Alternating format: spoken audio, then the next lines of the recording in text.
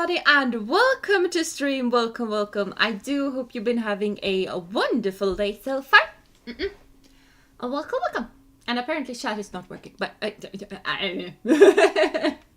we go. Chat has woken up. But hello folks, hello James, hello Jeena, hello Lefty, and hello Sharon. Welcome.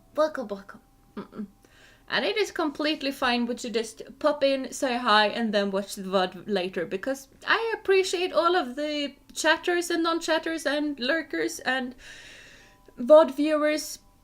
I don't care how you watch, I appreciate you nonetheless. And hello Leon, welcome to stream, welcome. And how I am doing great. Not so great before my run, but then I went for a run and I had the best little running companion in Kitty. Kitty decided to join me on my run today. She joined me for my warm-up when I was walking. And then when I started getting deep into the forest, she was just like, yeah, I'm gonna stand here. I'm gonna wait for you. Because at first I was kind of worried that she was gonna follow me throughout the entire track, because the entire track is like 3 kilometers. And I don't particularly want her deep in the forest where there's foxes and maybe wolves. Probably not wolves, but maybe. I don't think that's particularly safe for a little kitty cat. Thankfully though, she opted in for not following me. So. You found a full old shiny. That is nice. Nice, very nice. Congratulations. Today was a virtual day, so I can actually be here for the start. That is also nice, but don't neglect your studies, okay? Studies are important. I'm actually thinking about doing, I've thought about doing a summer course for a couple of years, studying during the summer. This year, I feel like I might probably do it though. I found a course in French. Because I like learning languages, and I have not learned a language in forever. And the 2 languages that I want to learn the most, I have 3 languages that I really want to learn, but one of them I don't think I'm gonna jump on that train. Because it feels so awkward doing a beginner's course in a language that I have already studied for 3 years. But at the same time,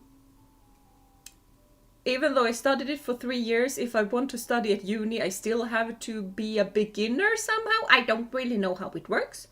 But if I want to study Latin again, I need to be a beginner. So I don't think I want to study Latin at uni, because I mean, being a beginner in Latin sounds amazing, considering that I already know a bunch. Detta må quarid facken fratassere quiris nescuset firi sentiet excrucior. I know that little poem by heart. My pronunciation is probably horrendous, but pretty fun. How is Latin? Latin is fun. And what I really like about Latin is that you're not really learning the language. You're not really learning how to speak. Not when I was studying it in high school. Because it's basically high school. It's not high school, but if you translate it into the America verse, it's upper end of high school. Grade 10, 11, and 12, basically. You have maths homework. I want to help so bad. I miss math. I shouldn't.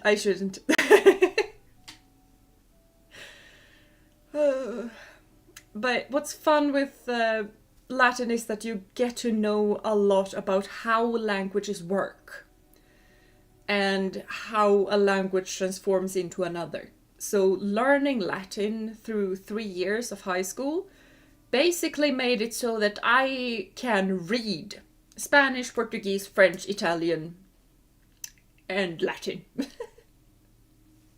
I can read it, cannot pronounce it. I can read a lot. Latin is a very fun language. I don't know a lot, but it's a dead language that refuses to die.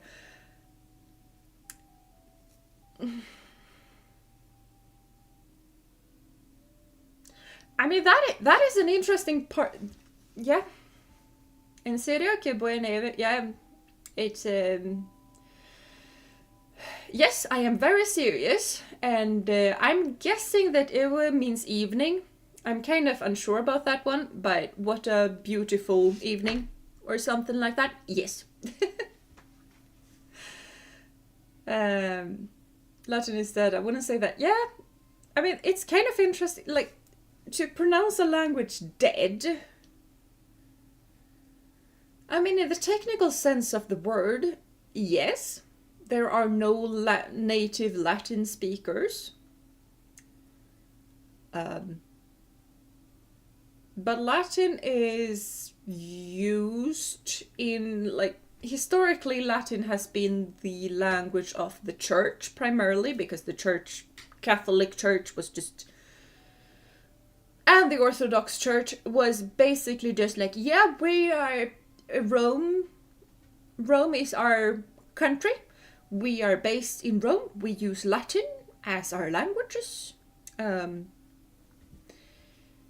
then Rome did the falling, and the church did the, no, we're in charge.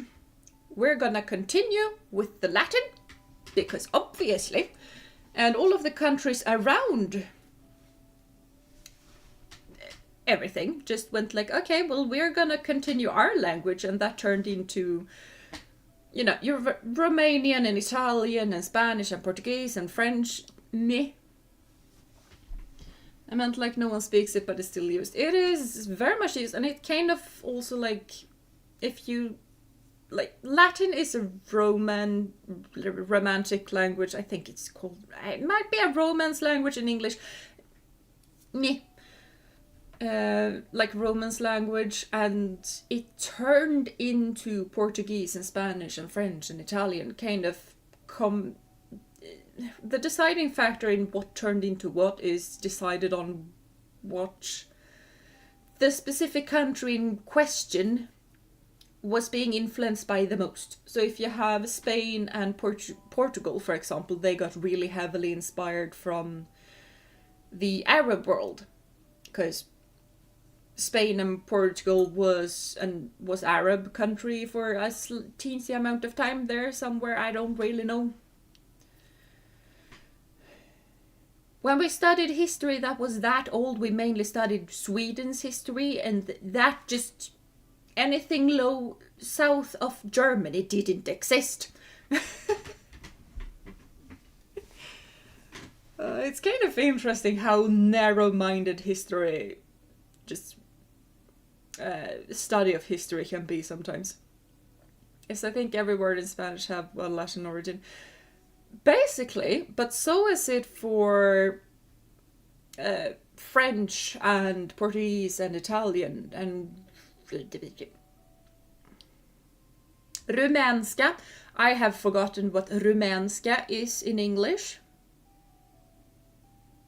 Romania, country or language.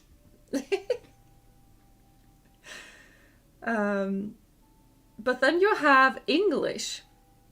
English is, I'm not entirely sure, but say 70% Latin or something like that. So even when I was studying Latin, I suddenly understood English better. Mainly because when you study English and you're up in your, I don't know, 9th year of English or something like that, you are starting to get to the difficult words by then. And then you just make the connection to narrator. Must be connected to narrare, which means is Latin for just talking, I think. So a narrator is probably someone that talks. And yes, a narrator does a whole lot of talking. And then some languages just steal words. Yeah, like Swedish.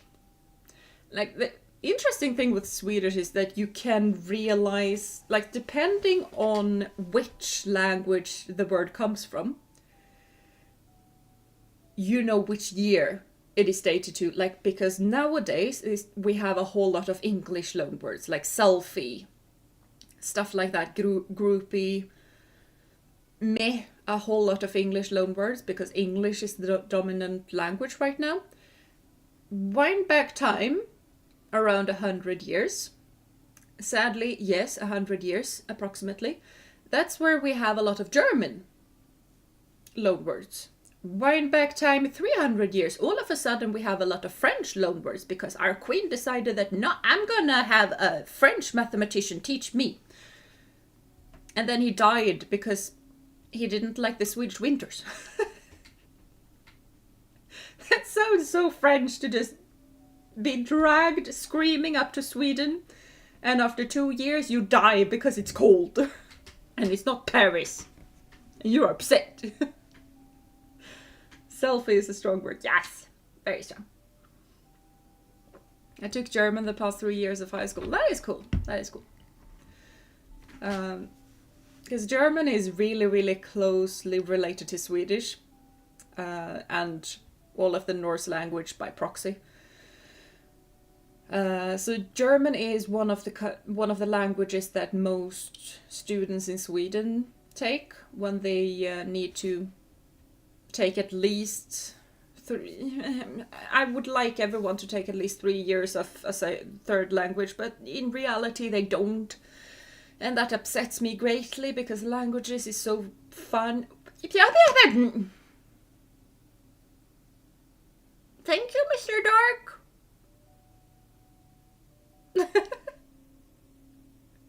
Way too much grey in this channel. Yeah, apparently. Thank you so much. Thank you.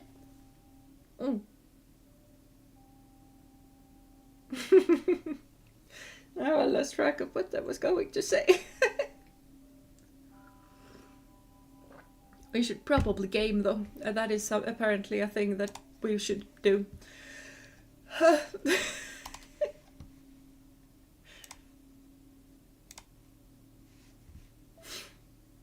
Hello? Why did we do a crash? We did a crash, apparently. Yeah, my computer is not really cooperating today.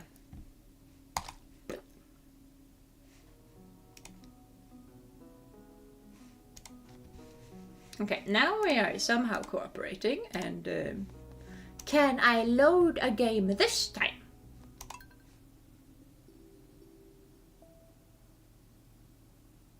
Things are progressing. Yeah, okay, I could load this time. I talk about German when I started the stream. I consider that a sign.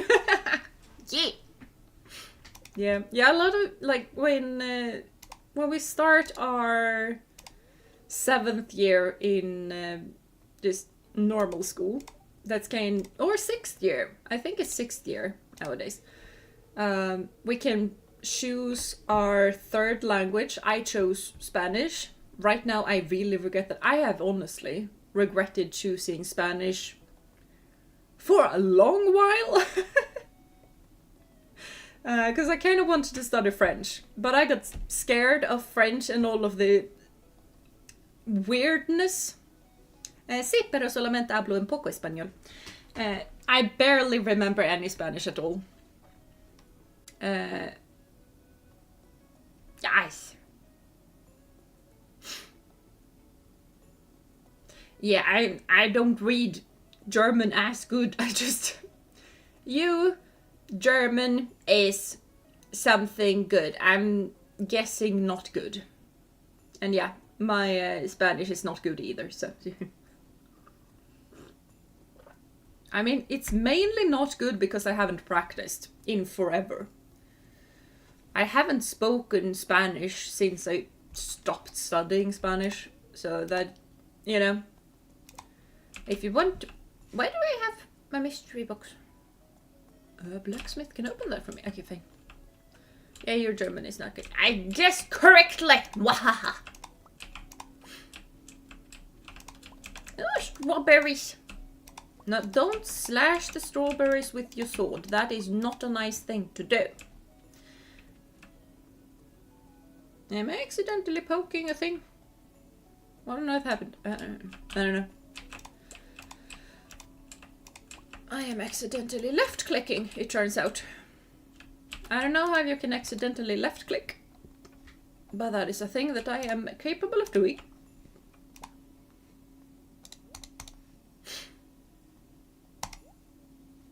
Yeah, fine, we can have the silver thing.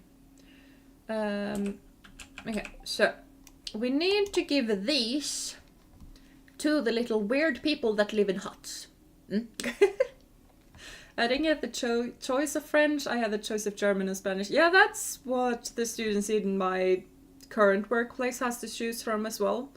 They can either choose German or Spanish, because getting language teachers is apparently very difficult. Yo te puedo entender, así que está bien. Estás. Spanish doesn't drop S's like French does.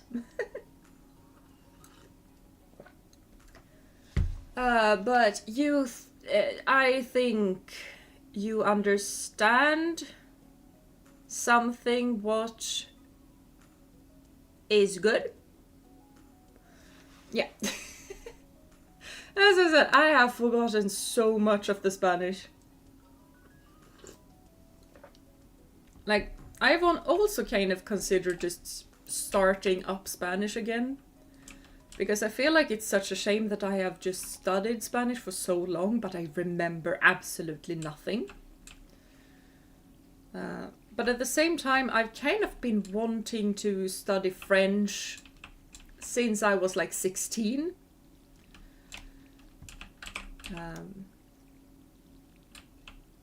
And I also think that my main reason for wanting to study French is like, for first things, my best friend at the time studied French. And you know, girls at that age, when you're teenagers, you got to stick with your gal pals. But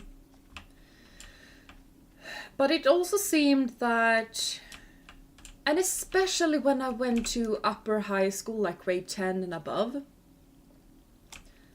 the people who studied French always seemed to be very studious and very motivated, and they did a lot during the lessons. And I have always liked learning. And it just seemed like the ones who actually studied French were the ones who got to learn the most. And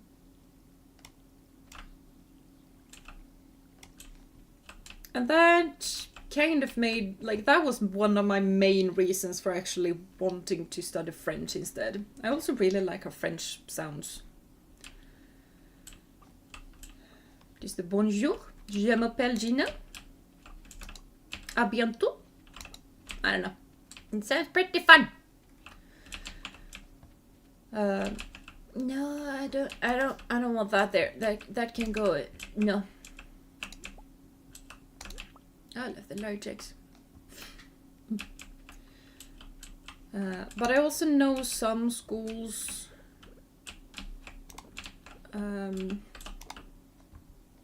that has a lot of more, like a lot more languages. Like, when I went to upper high school, we could choose between Spanish, German, French, Latin, and Italian.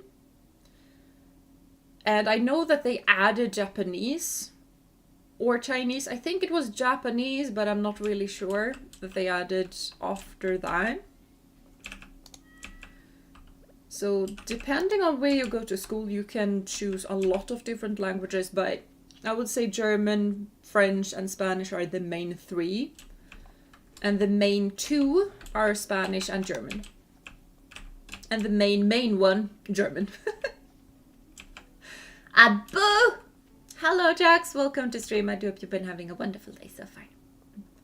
In your school, you don't have a choice. It's just Spanish. Yeah, but Spanish is also one of the biggest languages in the world. So, is really French the language of love? It depends on what you mean. There's a lot of romance languages, if that's what they are called. I do not remember. We have 3 days.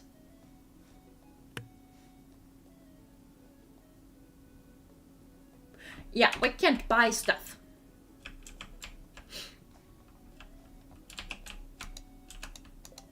Okay, 1, 2, 3. Yeah, everything is gonna die. So, no. I also forgot to sell those. Oh well. I can't sprint. My sprint button is a walk button. What is this game? So slow. For us, we learned English starting from the 5th year. We start learning English in, I think, the 1st or 2nd year or something like that. And then I had the choice between French or social studies. Huh. Totally ditched French at my earliest convenience. Yeah. Nowadays they start English in like the 2nd year or something. Yeah, that's kind of how we've done it since, I don't know. This is a package. Huh. I didn't know you needed a blacksmith to open a package, but I appreciate the fertilizer. Thank you, good sir. Yeah,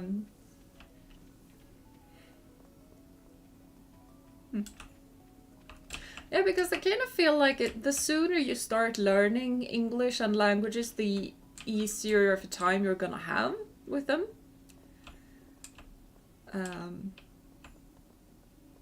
Because I also think that when kids are really, really young, that's kind of when they are the most open-minded to learning. And then somewhere where they start to become a teenager, so around 12, 13, that's kind of when learning becomes icky and it takes a long time and it's meh, and they don't like it as much. No, I want to store everything, thank you.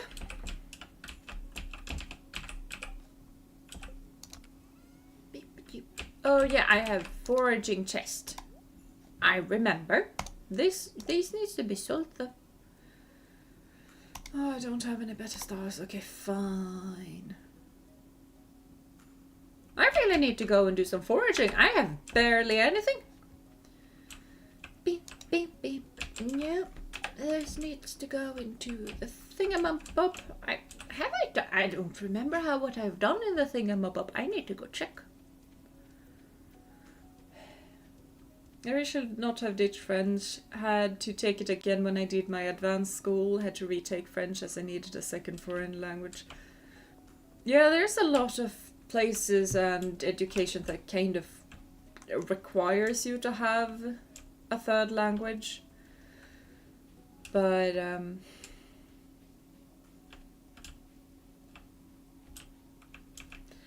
yeah, I'm not sure. I have a green bush on the back of a green brush on the back of your head. I can't relate. I am American. Yeah, I think it's very normal for European countries to study languages.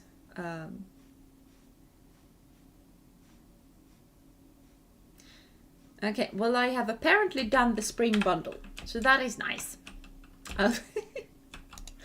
Oh, a bruise! That makes more sense. I'm sorry.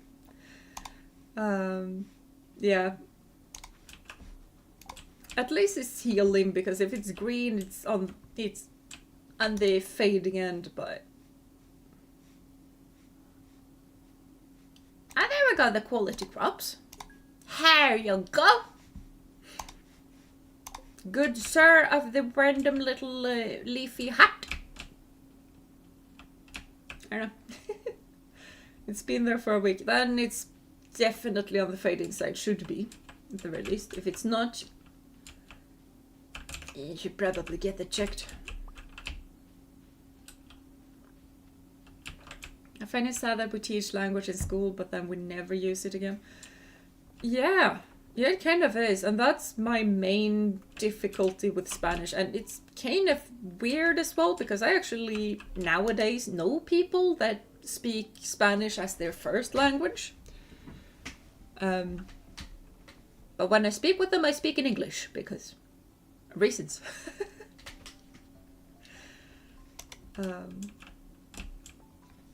But yeah, just the notion of using the language after you learned it is the biggest, most difficult part, kind of. Because as long as we can actually use the languages and just like I'm doing right now, I am using my second language. I am practicing my second language. Practicing to make myself understood in the second language. And that makes it so that I'm not forgetting English. Right? Like if I just stopped using English and stopped being online, my English skills would plummet. And I kind of feel that way when I haven't streamed in a while. Like suddenly it's really difficult to, not really difficult, but it is more difficult to speak English. And it takes a while to just restart the... A whole lot of moss. I don't really know what it's good for, but I can collect it, so I'm gonna collect it.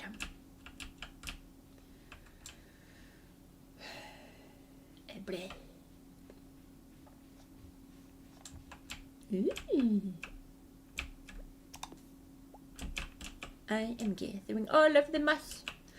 Hello, mouse. Okay, no. I need to buy a silo pretty quickly because winter is coming. I mean, it's spring, so meh. But winter do be coming, and when winter comes, we need a place with a whole lot of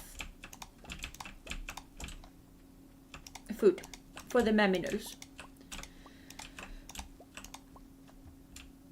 Cool game you have there. Yes, it is very cool. I also accidentally, I don't know what button I am pressing, but one button that I'm accidentally pressing does this. That time it was me though, but I don't know. But yeah, very cool game I have here. It's not old at all. It's a new game. Not really new, but yeah. It's kind of a game. I just figure that we might have a really just chatty stream and talk a lot.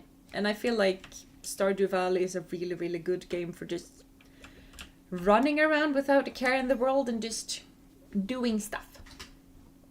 I have lost a lot of the German that I knew last year. I missed out on a trip to Germany because it was very expensive.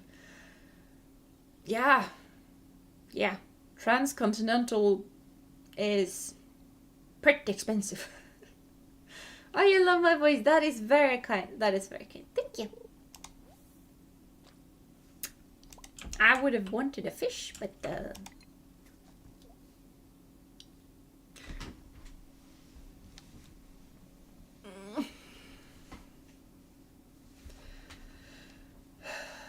But yeah, I kind of figure that today might be a day where I was gonna be very tired from work. It's still the first day of the work week, so I kind of figure that it should be fine to stream even though I would be tired. And lo and behold, I am tired. But I also drank some matcha tea at around 5-ish, so it should probably still be good enough for me to go asleep without any issues later. But just to get a kind of pick me up. Hello, Leah. You don't... I was standing here long before you came along. Ow!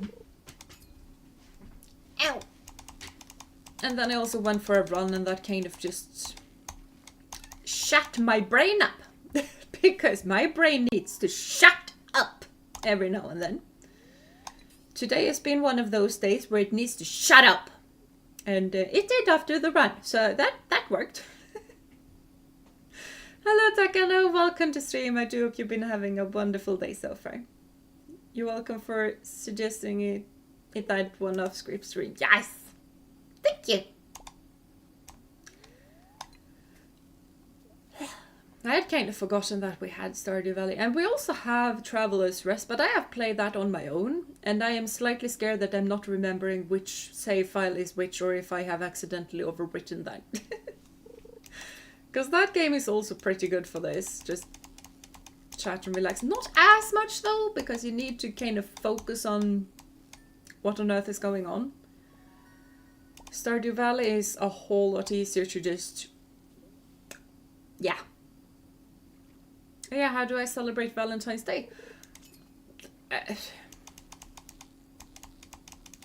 I basically took a self-care day. I also just visited my parents. Took a ride with Lady.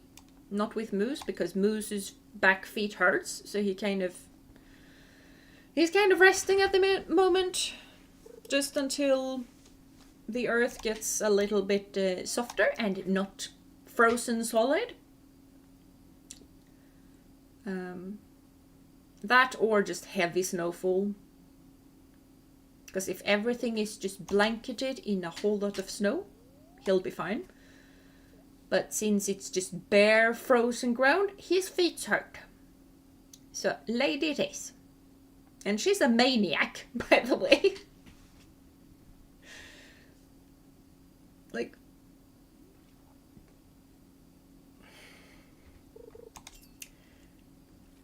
You know you know when you have siblings and you are allowed to say mean things to your sibling, but absolutely nobody else is allowed to say mean things to your siblings. I have one of those things with Lady.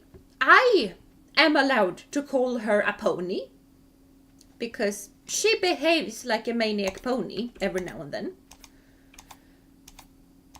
And she canters kind of like Pony does. Nobody else, and I mean nobody, is allowed to call her a pony. Because if somebody else calls her a pony, I'm gonna be very annoyed very quickly. And I can't really explain why that is the case. But that very much do be the case. Absolutely nobody else is allowed to call Lady a pony. I am allowed to call Lady a pony. Because she behaves like one. But to everyone else, she's a horse, okay? But yeah, she was behaving like her maniac self and just... Like, if I had just let go of the reins, we would have raced, galloped across absolutely everything, which I was not a fan of, because of the very, very valid reason of ground is frozen. You're gonna have your legs are gonna hurt tomorrow, and Kitty's in the bed. And also, nice. And also the random, just icy patches absolutely everywhere. Because if a horse slips on icy patch and slips bad, they can break a leg. And if a horse breaks a leg, especially such an old horse as Lady, because she's pretty old. Like, it's pretty much a bye-bye to the horse. So, yeah, I was just holding on for dear life and just trying to make sure that Lady is going slower than she wants to go, and also staying clear of the ice. You'll be lurking for a bit. That is very valid. That is very valid.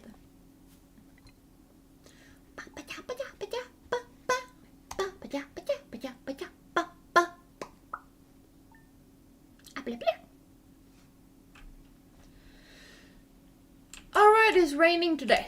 Hello, kitty. Hello, weather. And weather's gonna be clear and sunny. Nice. Spirits are very happy. We are going to the mines after we do some harvesting, because I need the scythe, because sometimes stuff is annoying and you need actual tools to do the harvesting, which is slightly weird that we're not gonna need tools for the potatoes, because the potatoes are underground.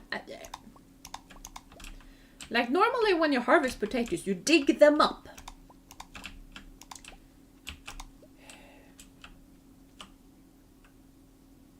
I don't particularly want to dig things up with my hands. Who is Lady? I don't know because this is my third time watching one of your streams. Yeah, Lady is a horse. Just lore-wise, she is a horse that I trained and stole from a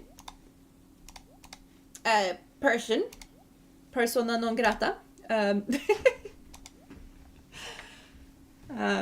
But a lady I was working for at the time, and then that said lady slashed a knife across my face. And then I just took lady and declared war, because that's what you do.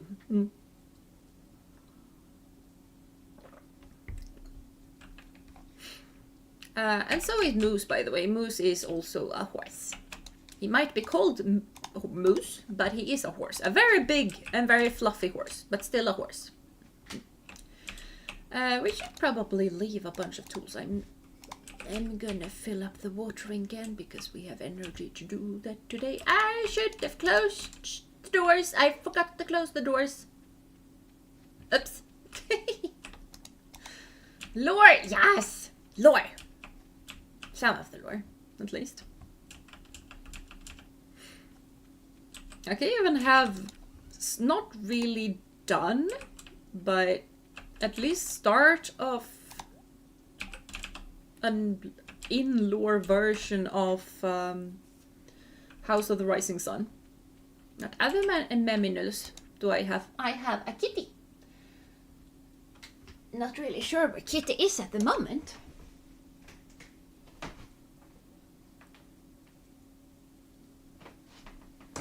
Kitty is not in her little hidey hole, and she's not behind me, so she's probably in the sofa. But that is... yeah, that is it. That is it. I had to think for a while. But yeah, 2 horses and a kitty cat. My parents has 2 dogs. So, yeah, I need a scythe for that too. Pip! So, my parents have 2 dogs as well. That I sometimes borrow and sometimes me and Kitty dog sits for them. But, yeah. A kitty. Kitty is, well, contextless. Yes! Kitty is a kitty.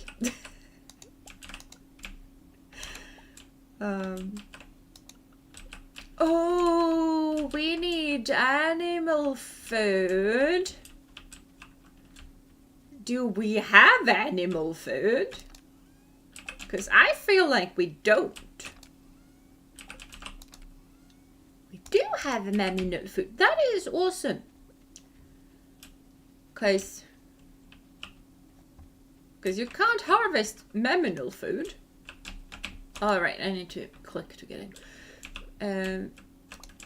You can't harvest animal food unless you actually have a silo. So yeah. Getting a silo is pretty important. You should store the rice before we go up to the mines.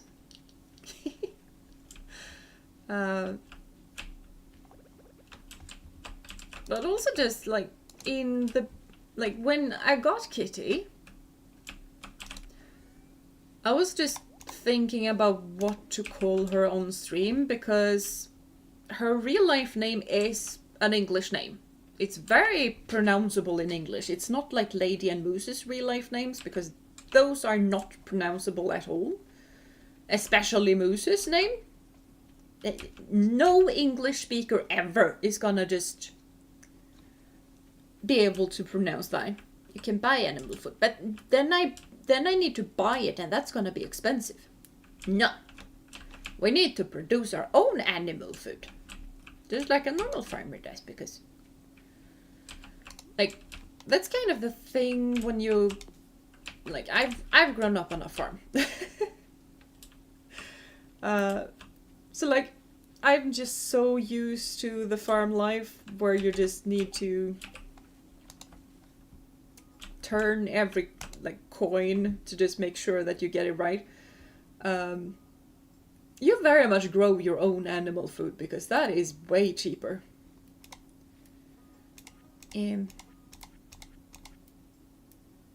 Cabin. Fish pond. I have never... Well, not really never, because when I was playing together with Ophi, we... Like, she loves fishing. So getting a fish pond was something she found very important. And this is also something we probably want sooner, but it needs cloth, so... Oh, it's just 100 gold! I thought it was 500!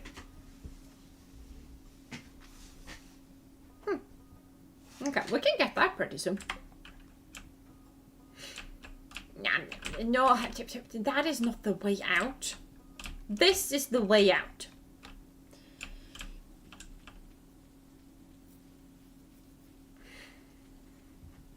I know how to play this game.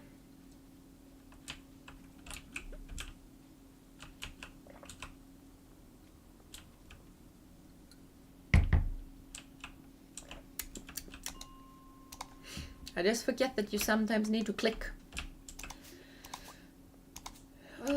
More seeds. Seeds are nice. We can save seeds for later. Blah blah blah. Salagatola, menchikapola, bippity babbity boo. Nu ska vi se hur det hela går till. Bippity babbity boo. That is probably a very stupid song to sing on stream because the House of Mouse is very protective. At least very protective of their stuff when someone else is doing something with it.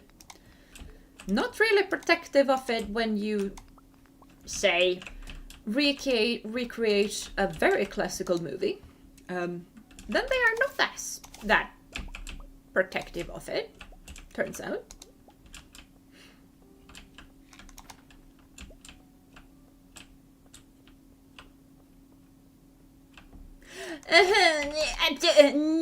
No! I dislike the cave wasps.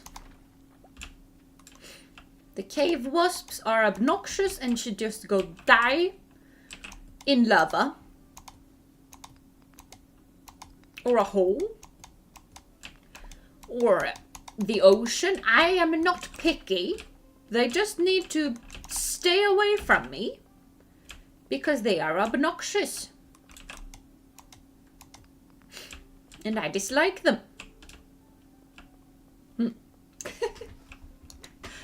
As soon as I saw you were live this week, immediately made my week. Well, that is awesome. That is awesome.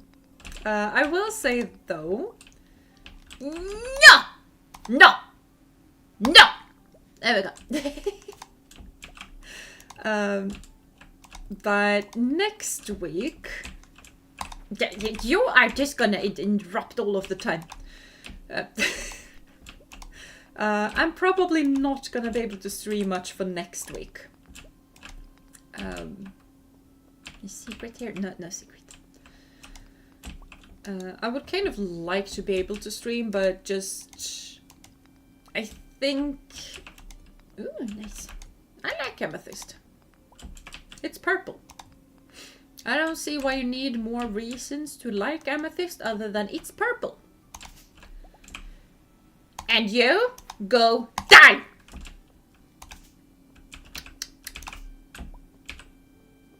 I am very wholesome, I promise.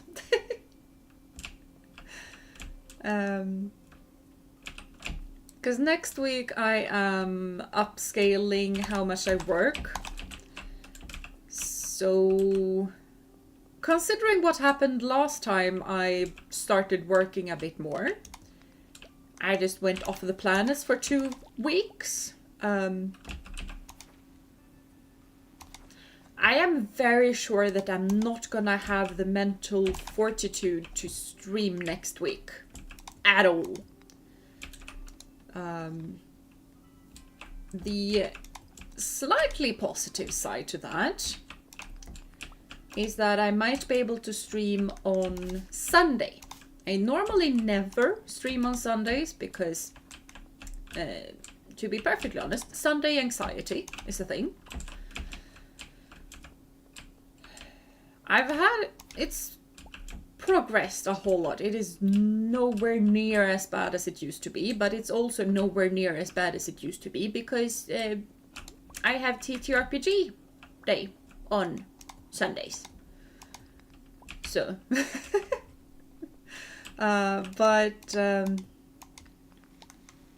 GM is off on a vacation right now, so we can't exactly do the TTRPG without the DM. The DM is kind of important. Just a heads up, if you ever attempt to do a TTRPG, the DM is very important.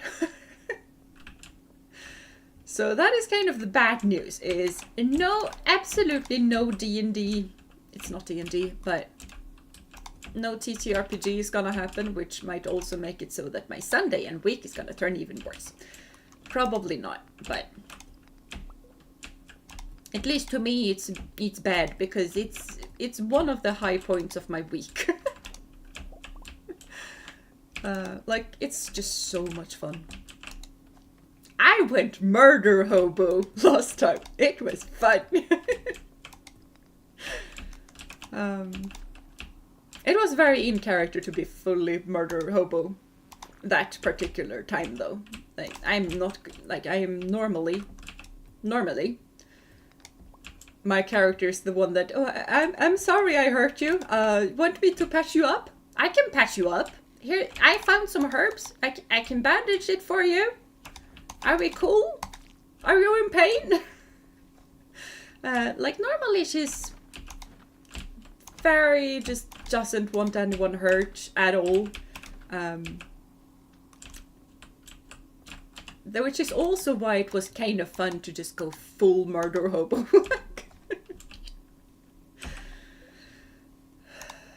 But yeah, as I said, don't worry, it was very much in character, very much in character. But I just really enjoy the role-playing part of it, just going with the flow of what the story wants and what the character wants in that story. So yeah, you guys are in for a treat whenever that episode drops, which is probably gonna be in months by now. Because when we do our sessions, we go for about 2 hours. And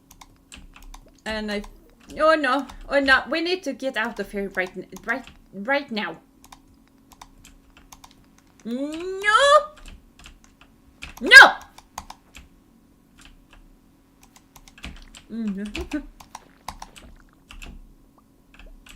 I have some new ideas to sleep on, whatever that means. Get away! Away! Be gone!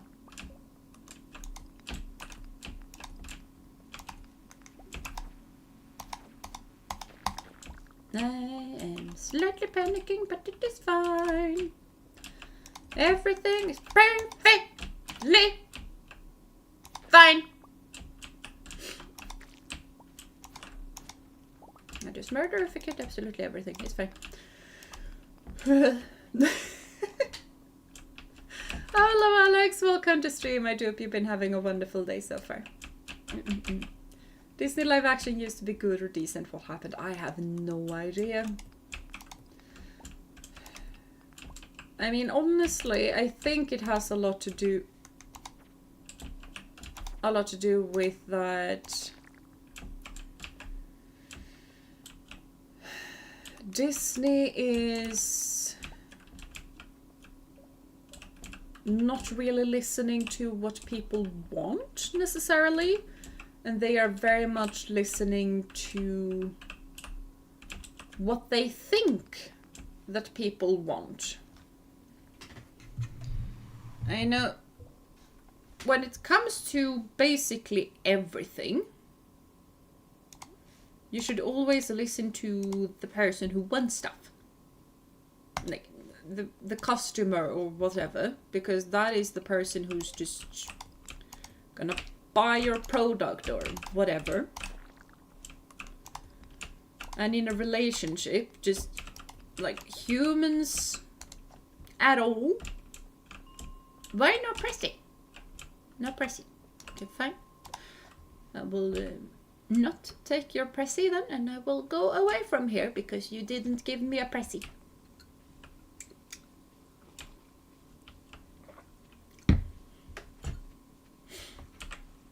Like that, honestly though, that is one of my pet peeves because Ophelia, not Ophelia, Ophelia, there's a difference. Ophelia used to do that a lot where she would just decide what I was thinking and what I was wanting to do and stuff like that. She decided that for me. And I could protest, I could say whatever. And she was gonna be extremely firm in that, no, this is what you want. Or this is what you're gonna do, or whatever. I had no say in it, even though it should technically be my thoughts. And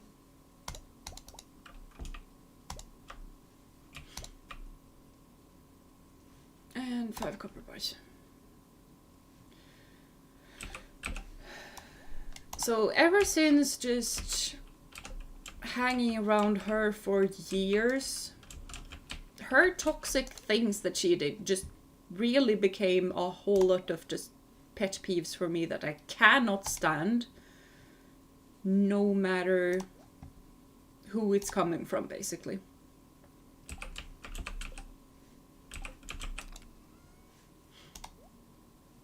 I have another forest word. Can I sell that? I don't need 2 forest swords.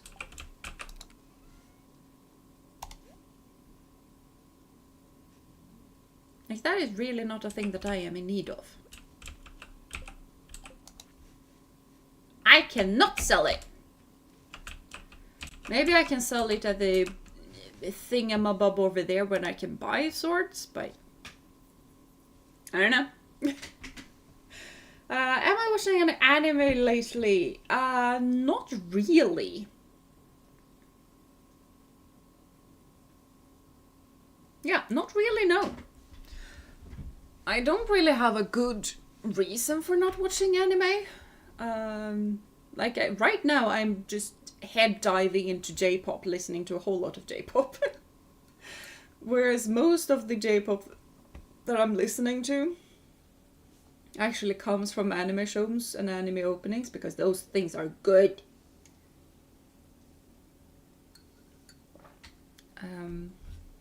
But I'm not really watching any anime right now. And that probably has a lot of reasons, if we're perfectly honest.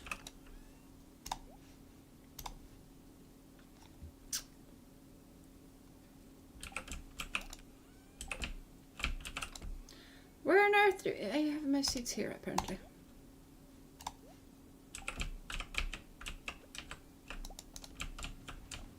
There we go. I should probably go to sleep. I feel like I have forgotten something, though. Have I petted Kitty today? I don't know. Kitty's gone.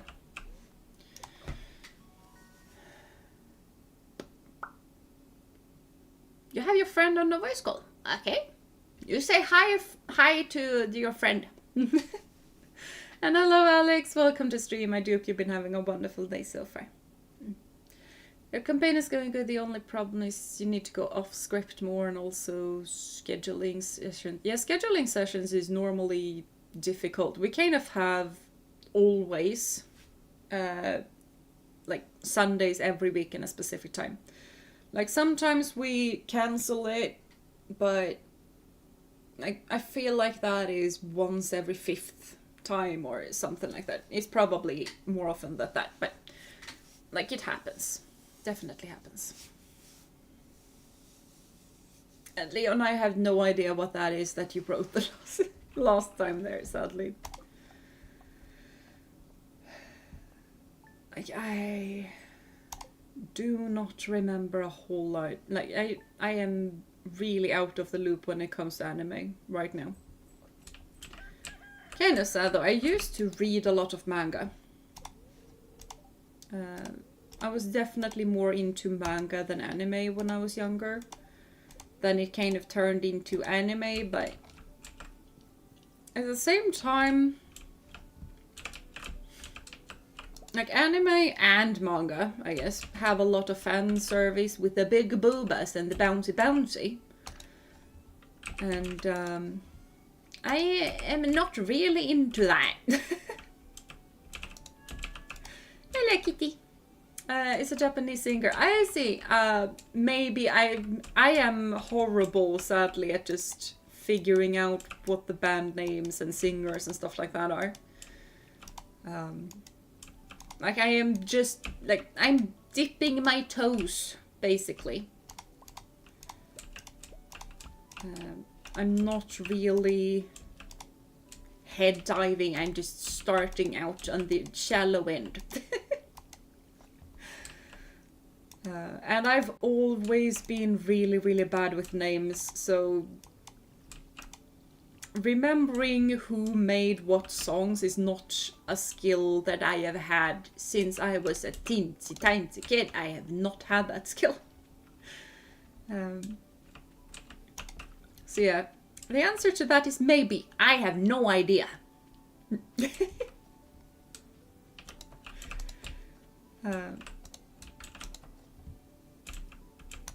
I mean, I am listening to a band name that is probably not something that I am allowed to say on the use of the tubes. Because it is the first part of the word, the band name says it's graffiti. But the only reason why I know that one is because it, like, they created the opening for Full Metal Alchemist, and you can bet your absolute behind that I know what that band is called, because that song is pretty good. I think that is technically rock though and not pop, but still, it's very good.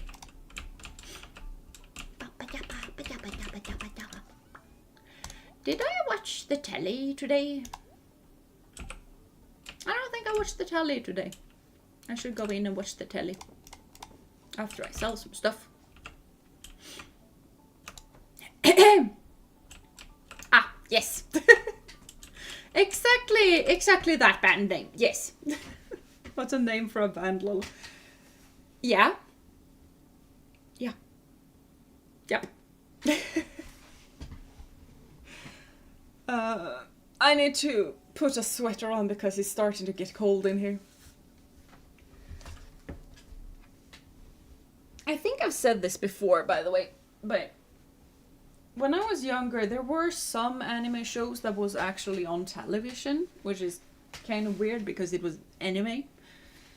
And I don't know, but there was one channel that actually had anime, and Full Metal Alchemist was one of them, which just made me fall in love with that series because they're fun. Okay, sweater is on. So that kind of made me both read the manga. I bought some manga as well, but now I have the full metal edition set. I have all of the books. Like, if I need to save something from a house fire, Kitty is gonna be number 1. Number 2 is probably gonna be Computer and Switch, and number 3 is gonna be the Full Metal editions. And they might be before the Switch.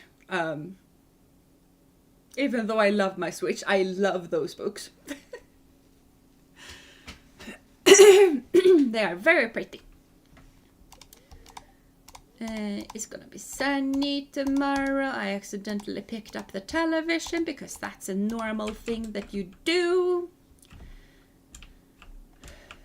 Have you ever talked to someone else in any other game but this game that just, oh no, I accidentally picked up my television?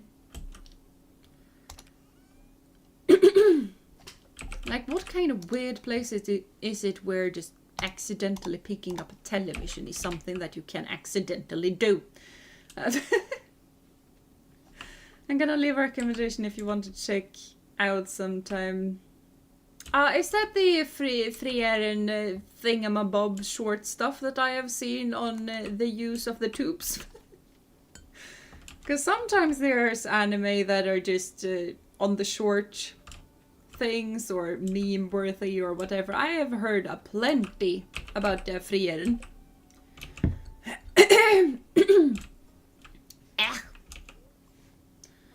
I want to construct the farm building. I forgot the clay. Be right back. Don't go anywhere, Robin. I need 10 pieces of clay. I hope I have 10 pieces of clay. Otherwise, I'm gonna be really disappointed really soon. I have 1 Pokemon manga, 2 Demon Slayer manga, and 3 My Hero Academia manga. That is cool. I have way more manga than that. Like I have a Full Metal Edition, all 18 books. I have Assassination Classroom 1 through 9. The Way of the House Husband 1 through 5. And then I have I Want to Be a Wall. I really like that manga, by the way. That is... asexual representation is really, really rare. That series absolutely nails asexual representation.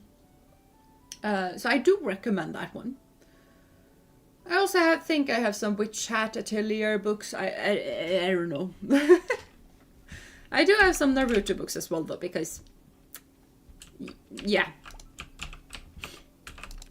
I have 2 clay!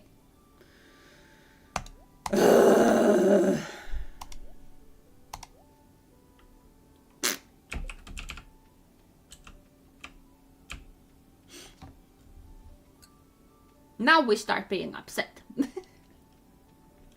I got the first 4 light novels of Kuma Kuma Bear. The first anime I fell in love with. Yeah. That is also why I have the full Metal Alchemy set. Though, I fell in love with the manga, not the anime. I need more anime merch. Maybe you do. I have a whole lot of Pokemon merch. I think that counts. Maybe it's more of a gaming merch, though. I don't know. I don't think I have a whole lot of anime merch, honestly.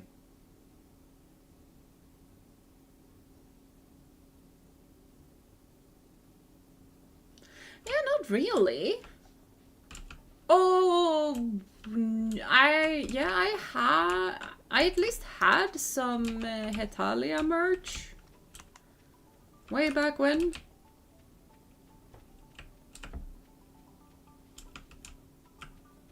But other than that, it's mainly Pokemon. No. I have some, but we did not need to speak of that one.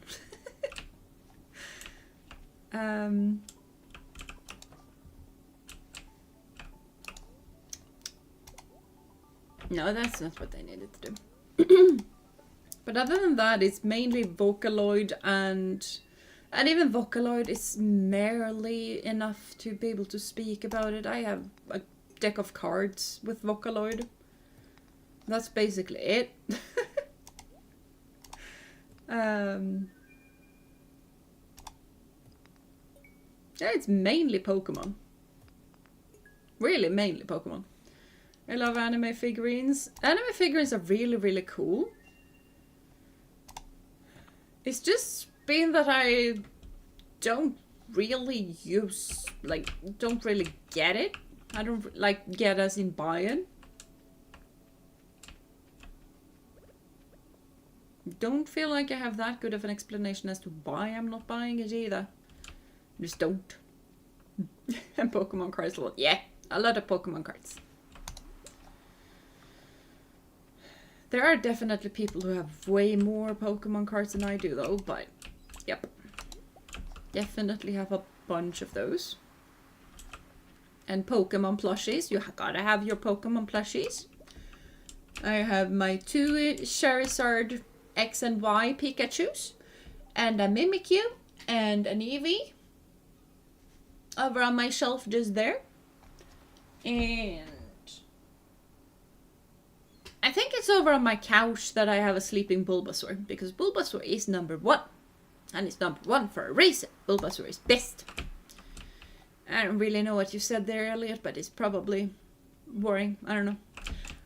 We should probably fish, because I feel like we're gonna need plenty of money as soon as summer starts, and summer is gonna start pretty soon.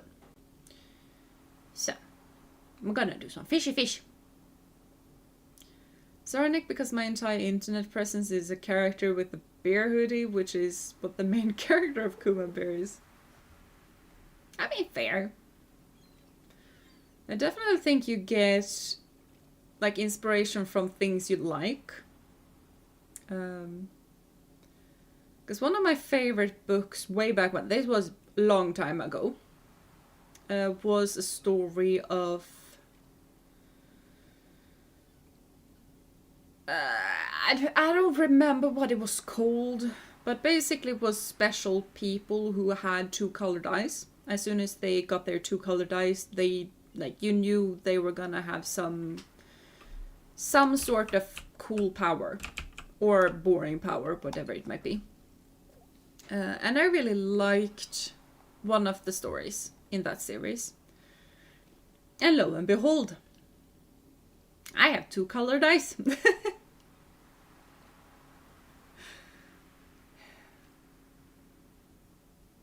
So yeah. Alla.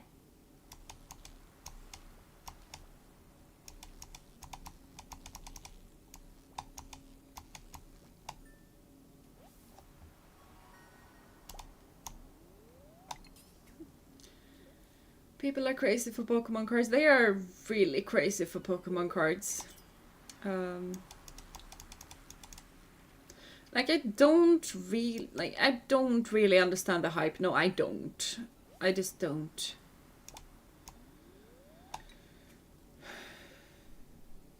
Like, I can understand that Pokemon cards are cool and you might want to have a rare card. But just the amount people actually pay for some of the cards is kind of insane. And also the whole thing of, oh, I'm gonna... I mean, I guess if you just do Pokemon card unboxings and you watch it, it's kind of like you are opening Pokemon cards yourself, except you not really have to buy them. So it makes sense in that area, but I find it weird. And that's just to say that it's not for me, which is fine. I have plenty of content on the internet that is very well for me and that I enjoy partaking in. The Pokemon card hype is not one of them. I am very glad that there is a free option to that nowadays. Because that way I can open Pokemon cards and I don't have to pay anything, which is very nice. Only a few people even know how to play the card game. I know. Yeah,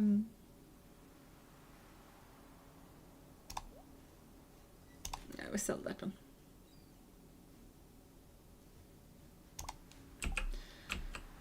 Yeah, we need to go home. I never use those, so might as well use it. All right.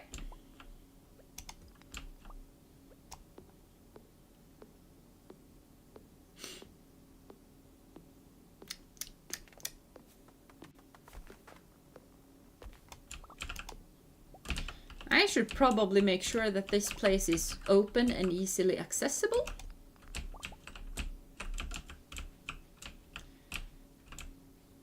My pockets are full, though. I need to empty all of my pockets. That we're gonna sell, that one we're gonna store, that one we're gonna sell, that needs to be stored. herring. We have not fished a whole lot in the ocean. We need to go back and fish more in the ocean.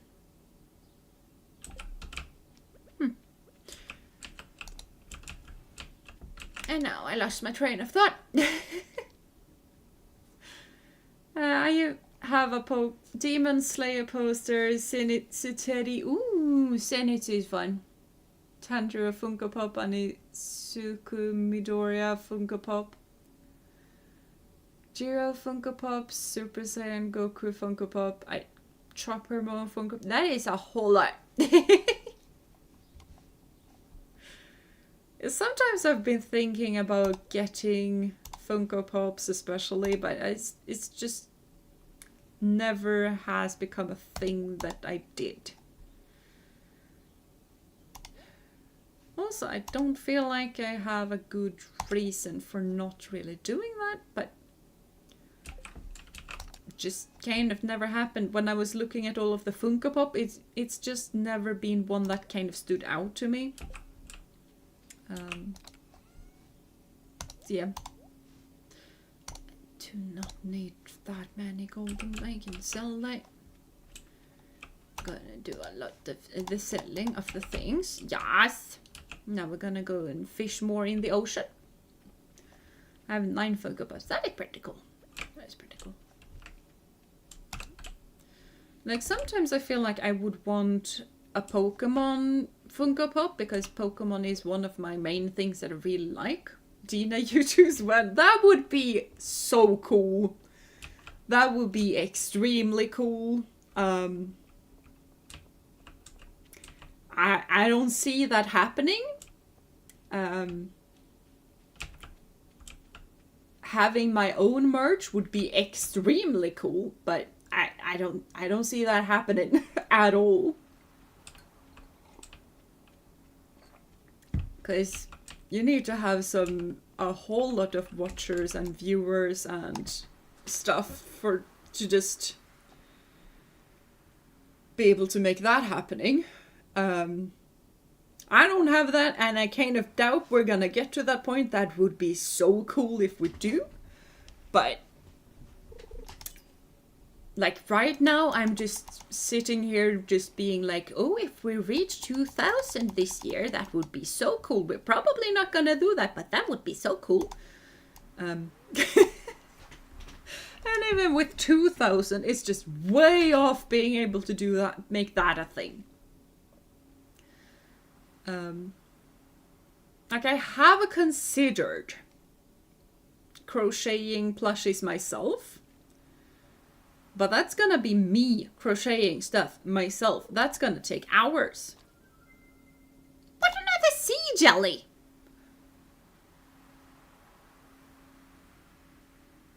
Apparently sea jelly is the stuff of legends. Huh. Jeena plush. Jeena plush would be also be really, really cool. It would be kind of amazing though. I think I prefer the plush over the YouTubes, but either one would be very cool.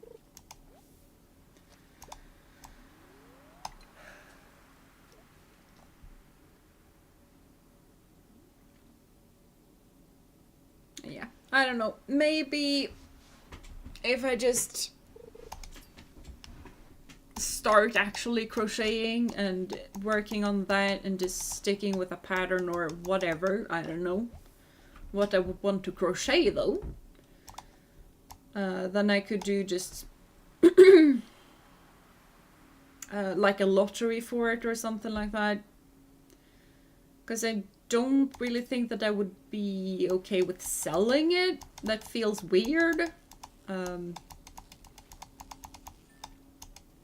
Yeah, I don't know. I got the mother catch. Woo! I forgot what that means, but it's probably fine.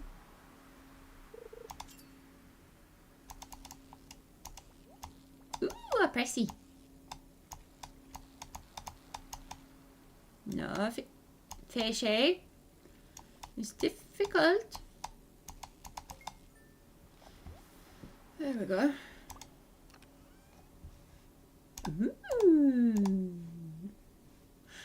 was a good pricey. Iron ore is pretty difficult to come by early game.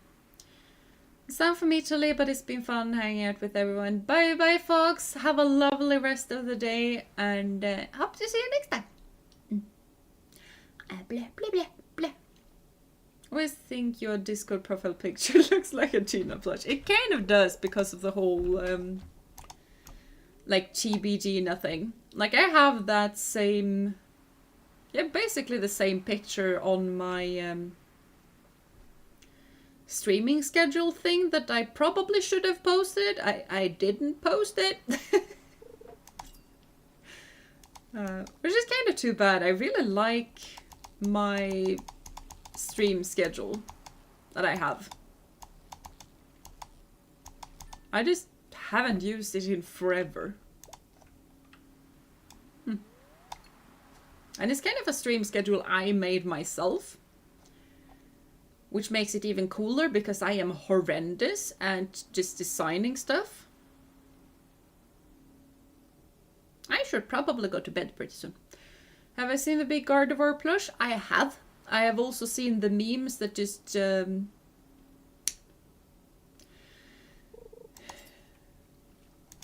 because there's this Gardevoir life-size plush that is the new thing. There's also a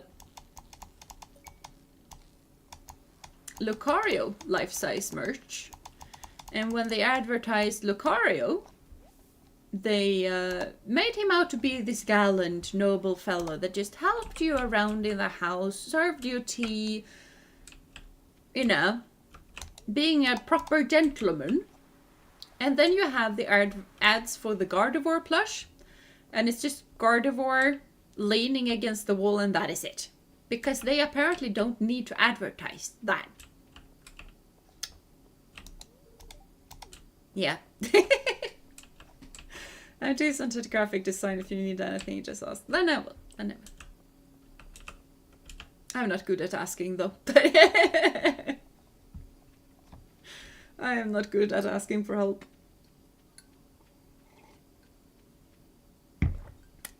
Nom nom. The tea is getting cold, though. I didn't really want to open this, but I mean, is there something else that need to go in here? No.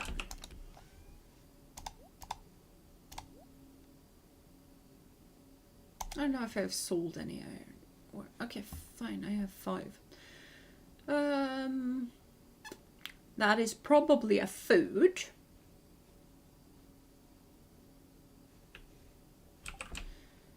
And you go in here. And that we're gonna sell. I'm gonna sell one of them because I kind of want to sell some stuff. Same with that one. I feel like that is gonna be very expensive if I sell it.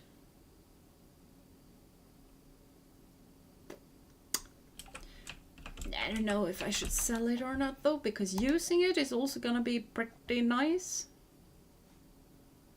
But I feel like it's gonna be very expensive if I sell it.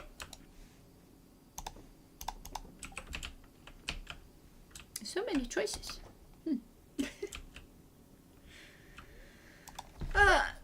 There we go. I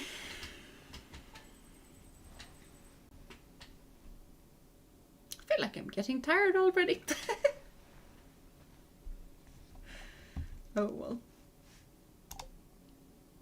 Blech. Now I started thinking about work, and that was not a pleasant thought. Because that thought was basically, I am horrendous. And that is not nice to think.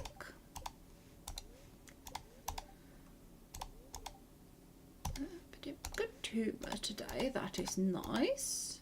Omelette. Whoa! That way I can cook omelette in my kitchen. That's somewhere. Probably. I don't know.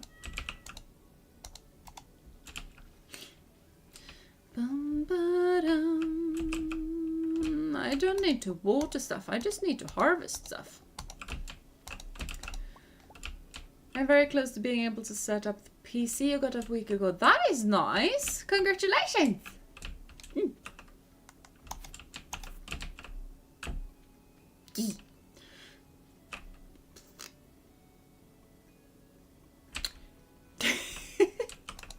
Meanwhile, I just look at my RAM memories that are all of a sudden just very red, although they should not be shining at all because I find it too bright when all of the RGB lights are on. So I kind of chose the RAM to just stay dark and don't shine. And now they are glowing red because of reasons, apparently. I don't know. I feel like computer does weird stuff at random intervals and I am none the wiser. But this current computer that I'm having right now, my brother actually built that one for me. The last one I had though, I built myself. This building a computer is kind of fun. In a way, it's kind of interesting. It's really nice to be able to be proud of it that way. Your computer is fighting back. That it is. That it is. It's very moody. I have a very moody computer. I didn't know that computers could be moody. But mine is. I'm gonna put the sea jelly in there because I don't know. I don't know what to do about the sea jelly. Should just might as well store it somewhere. Let's go and leave this to Gunther. I want more clay. And I have forgotten how you get clay.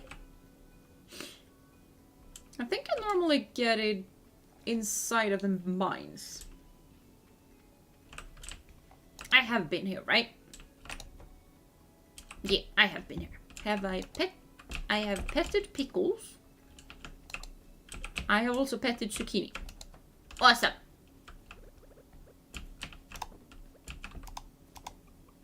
There we go. I'm gonna sell the potatoes.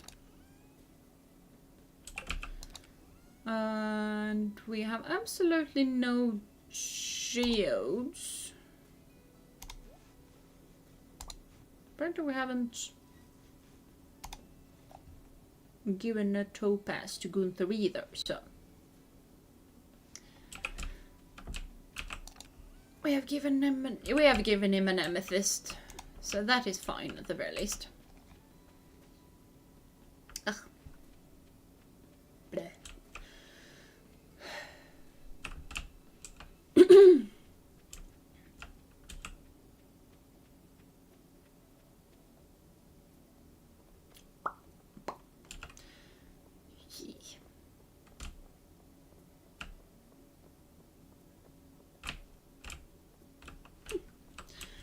Okay. The local carp population is starting to threaten other species. If you can fish 3 of them for me, it would be a big help. Nice! Does anyone in chat remember where on earth I can find carp? Because I have forgotten. Very much. I think it's in the river. And in that case, it's gonna be very, very easy. But it might also be the lake. But I feel like it's the river. Ba-dum, ba-dum, ba-dum, ba-dum, bum, bum. Ba-dum, ba-dum, bum, ba-dum, ba-dum. Ooh. Nice. This package thing is really weird, but it does give me a whole lot of really nice presents. So I'm not entirely sure if I'm a fan or not, but it's pretty cool.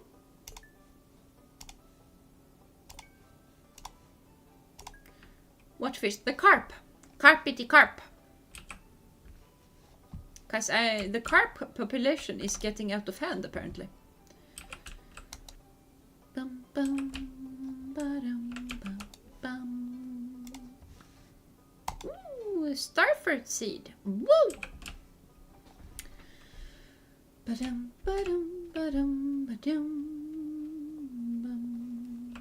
I am gonna fish over here because this is where I think we can find a carp.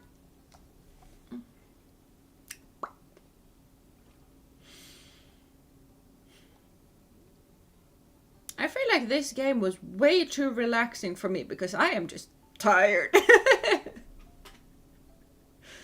I mean, it is fair though, because like last week I was off work and then I just got back to work. I thought the game audio was fixed. Isn't the game audio fixed? What? Was the game audio too loud or quiet? What? What? ¿Qué cosas? I don't know. There's no audio?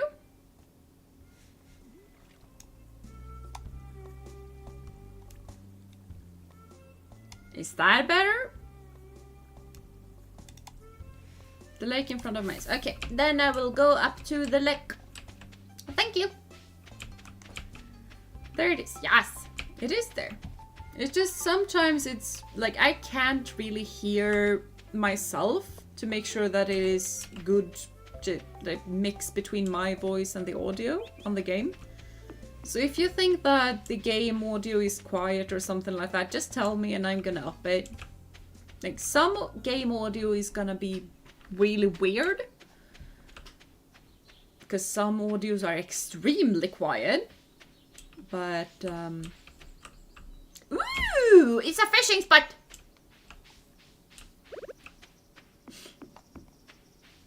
Hello, Linus.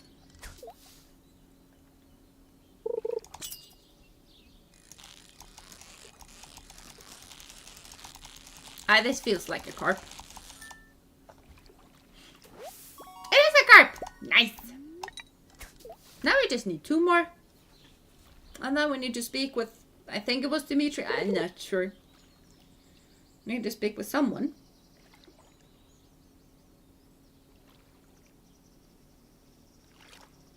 Is it? I'm not gonna eat the carp right now. I have plenty of energy. Why do I want to eat the carp? Hey, I was about to ask, why on earth was that thing gonna just get over here? Pet the carp. I can pet the carp. Pat, pat.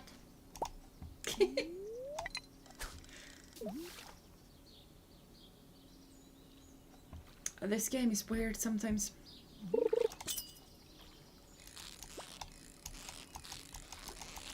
This is not a carp.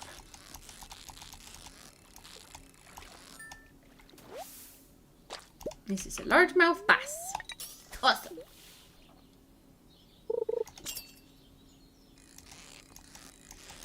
It's kind of interesting as well because I used to fish with my dad. Not a lot, but we used to go every summer and fish or do something.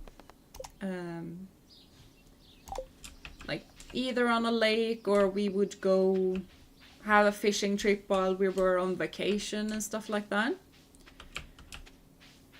So I know a lot of fish names in Swedish. But that also makes it so weird when it's just like, yeah, this is a largemouth bass. I have no idea what kind of fish it is. All I know is that the fish in this game is apparently green. And it's probably large. Like the only fish that I actually know what it is a pike. Because that is gädda in Swedish. And that is a very well respected fish. You have your gammelgädda, which is a very lömsk. What on earth is lömsk in English?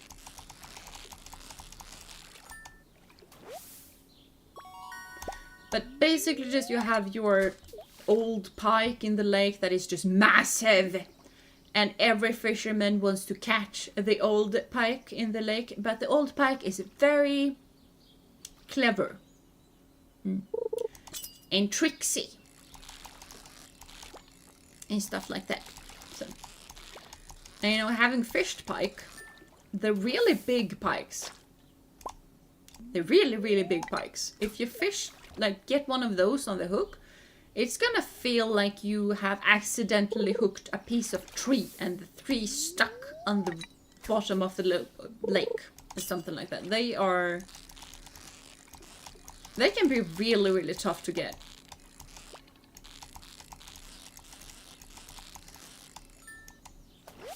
And again, it's a bass with a large mouth.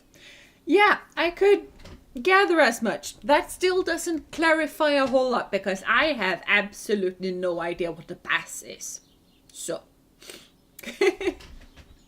We also have smallmouth bass. Aren't we so creative? Very creative. Yeah. You know where I come from? There's just sill, strömming, gädda, abborre, regnbåge, lax, ål. You know. But to be fair, we also have absolutely no distinction between squid and octopus. They are both called inkfish. Because Swedish names are really weird sometimes. Like laundry bear.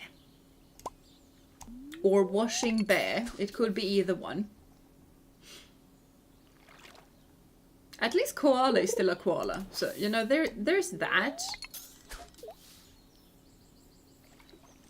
And washing bear makes sense, considering that they apparently wash their food in water before they eat it.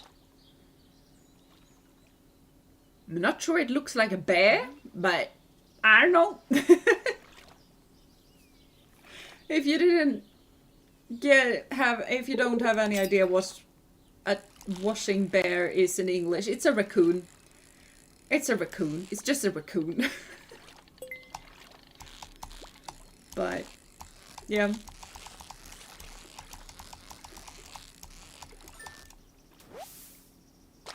I have another one. Oh. Thank you. Should probably just accept that one as well. Yeah, trash panda. Yep, the trash panda. Eble, eble, eble, eble, eble, eble, eble, eble. Ah.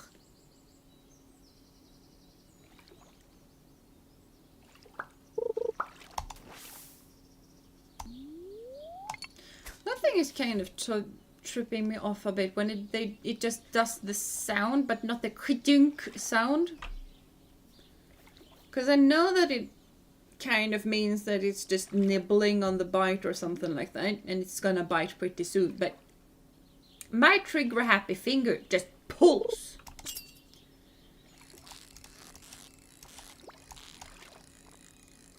But then it's no fish. But sometimes there is a fish. And I don't know.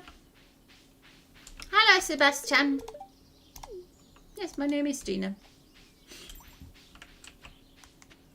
Do not smoke though, because my lungs could never. Too short. There we go.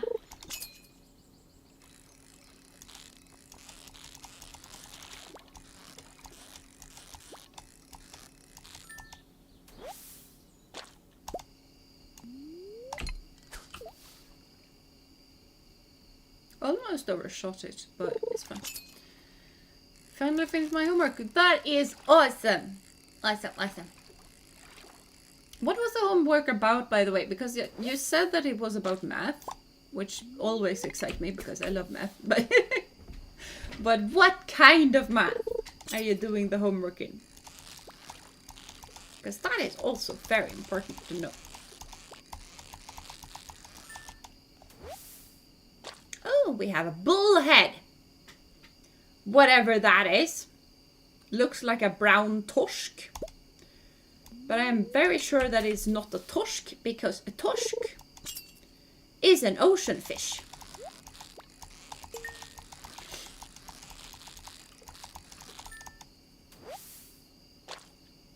I need to Google what on earth a bullhead is, because that's a weird fish name. What is a bullhead?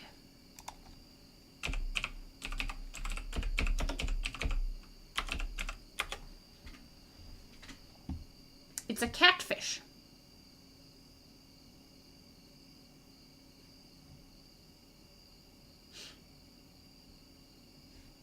There are apparently European bullheads. Okay. What on earth is it in... It's a stensimpa.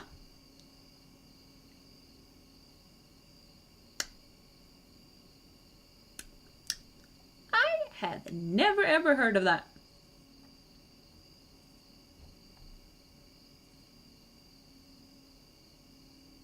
To be honest, I feel like I've seen them though when I was just swimming.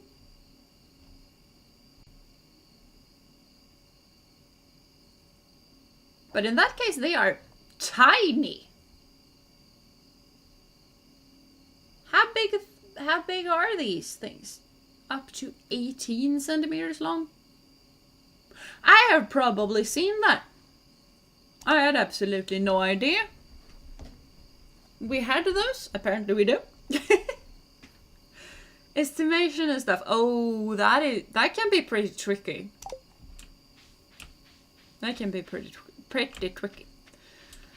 Like with probability and yeah, that's a part of mathematics that I actually don't know as many words for in English. I know them in Swedish, but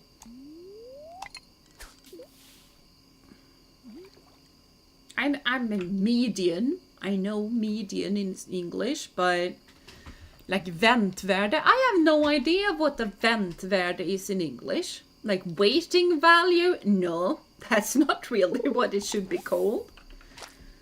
Have you seen water spiders or whatever they're called on top of water? Because I have, when I was a walk, they were like, yeah!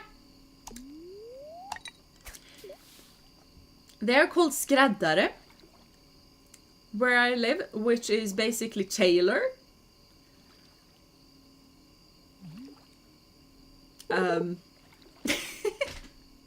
I have no idea why they are called tailor, but they are. They are.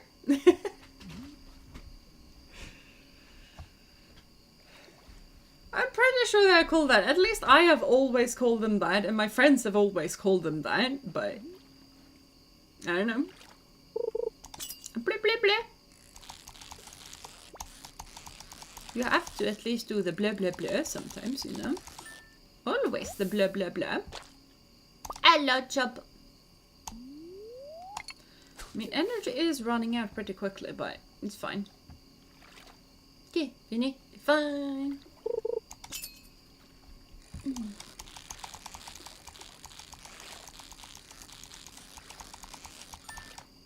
There we go.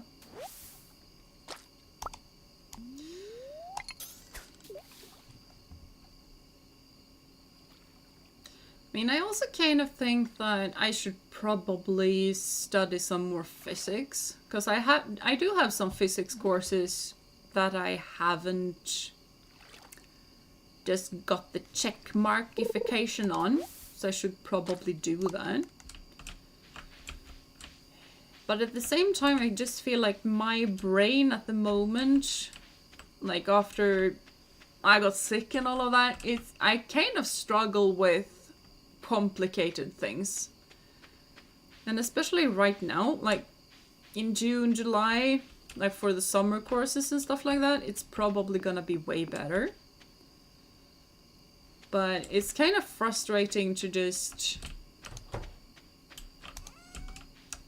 that it's not up to where I want it to be, if that makes sense. Can you wish me good luck in beating Arceus? Of course I can. Good luck. All of the good luck. I should not have those there because I have random trash in another bin. Let's dump everything in and then we just do stuff. I'm gonna bring those two out too. There we go. That we're gonna sell. That we're gonna sell. We don't need 8.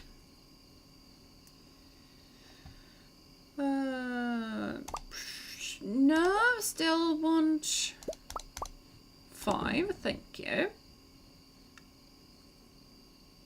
Oh, well, that's an iridium star. That is pretty nice. Probably not gonna be worth a whole lot though, but I feel like it should be fine.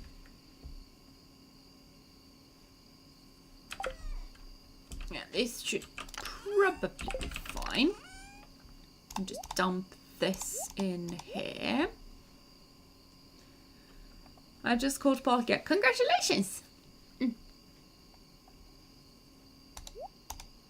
I'm guessing your dude went with the Pearl clan in that case. I always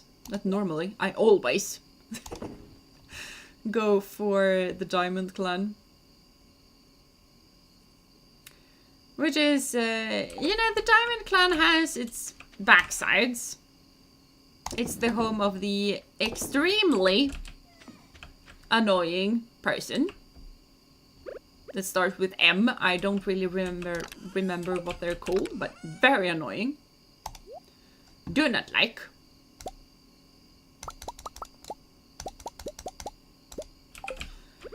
But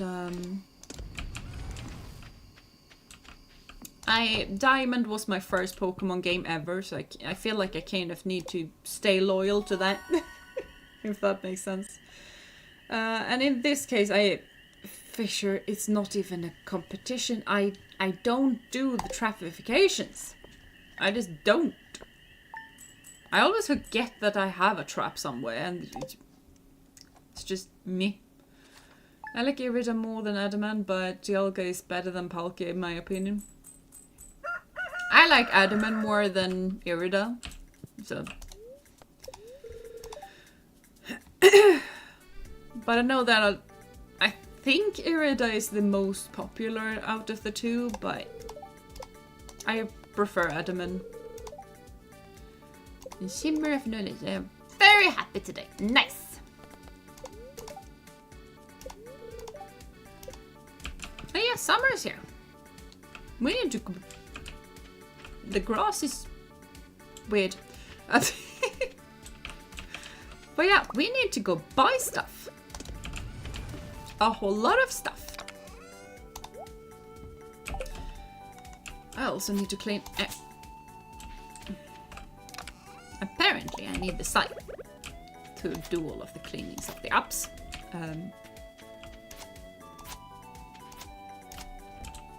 There we go.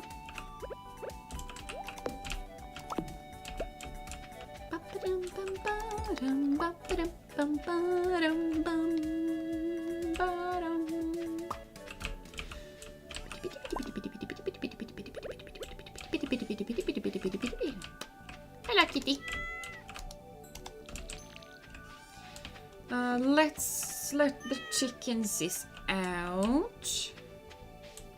I don't really feel like pre-plowing the fields because I'm not really sure where I want the stuff to be yet. So we're just gonna wait for that. And hopefully we can get some clay while we'll till the soil, because I'm pretty sure that's where you get the... I'm not gonna chop things down. I'm gonna need all of my energy. Can I do some more crafting, by the way? I can make a recycling machine. We're gonna make a recycling machine. Because recycling machines are really good. I feel like this is slightly cheaty because I haven't really gotten to the iron level yet, but... I don't know. I got a hold of the iron, so that's not cheating. Hello Mario, hello Neo. Welcome to stream. I do hope you've been having a wonderful day so far. I am stiff. I need to do some stretchifications. I've been doing a whole lot of sitting today, and that kind of just stiffens absolutely everything up. Especially because I was kind of very physically active this weekend and today. And I also feel like I have gotten the weird thing, like I feel like my right shoulder is not moving as much as my left shoulder is. So I kind of feel like I have some muscle issues there, but I'm not hurting from it. It's just stiff, I guess. 2 pies. I am gonna accept, but I don't think I'm gonna... Let me in! Let me in! Let me in! I'm doing okay. Headache really getting to me, so a little chill is good. Nice. That is awesome in that case. Not good on the headache, but nice that you can at least relax with it. Oh, the shoulder pain is troublesome. Does it lead to headaches for you? It can, but then it's normally shoulder pain as in really high. This is more like my shoulder blade is not moving the way it should be. And that feels weird because it feels lopsided. It's not painful in a sense. I just feel very lopsided and I don't feel like I have a good explanation as to why I'm lopsided. I just am. 1, 2, 3, 4, 5, 6, 7, 8. 2, 3, 4, 5, 6. Bloop. 1, 2, 3, 4, 5, 6. Because melon seeds, I'm pretty sure I already have. Ooh, wheat seeds. I'm gonna have a whole lot of wheat.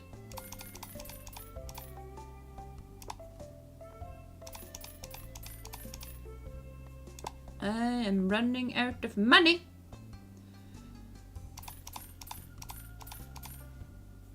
Very rapidly running out of money.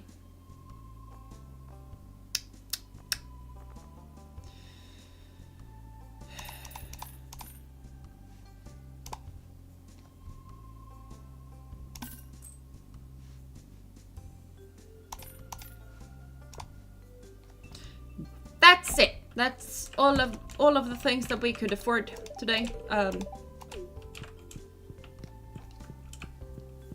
I knew we needed money, but I thought $1.5 grand would be able to cover basically everything. Apparently not.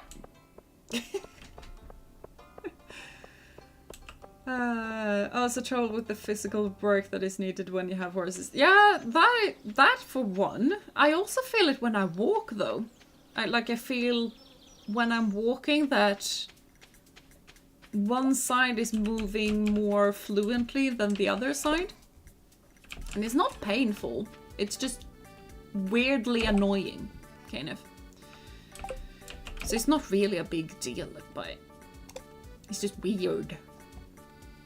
Stone and wood. Wrong thing.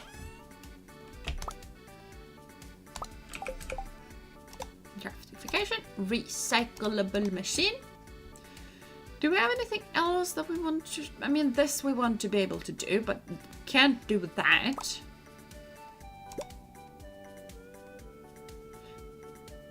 Can I not make a tap? Because this needs maple syrup, but to get maple syrup, I need to tap.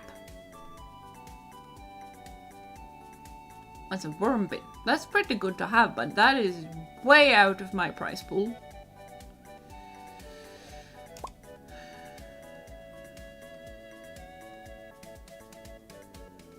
Huh. Okay, so deluxe page is pretty good to have, apparently.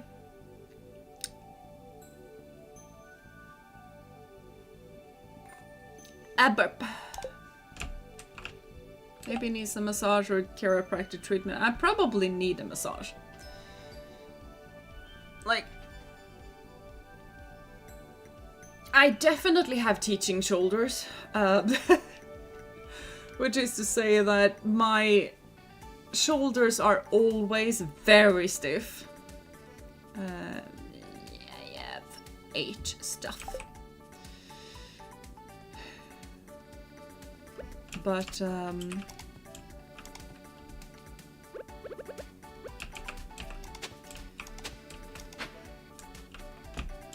2, 3, 4, 5, 6. Yeah, it's 6. It felt like it was 7 all of a sudden, which confused me. It's just that I don't really go get a massage. It's one of the things that I know that I should get. I just don't. For absolutely no good reason. I thought teaching shoulders had to do with blackboard writing, or at least that is where my thoughts went. Yeah, it's stress shoulders, basically. You just get really, really tense and you raise the shoulders because you are just stressed. It's pure stress. Nothing else. Would be really interesting if it had to do with blackboard writing. It doesn't. In that case, it wouldn't decrease right about the time where the grades need to be set. So yeah. Let's see. Where do I want stuff? Because a whole lot of stuff are gonna regrow. Those continue to produce, those continue to produce, and those continue to produce. I'm pretty sure all of those I can run through. And these are gonna be the newbies.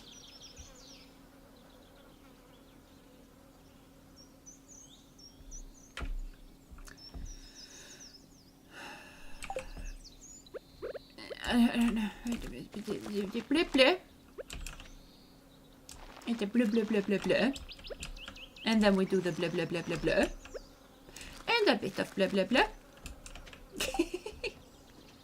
As a stress to muscle tense up. Yeah. Yeah, that's basically what it is.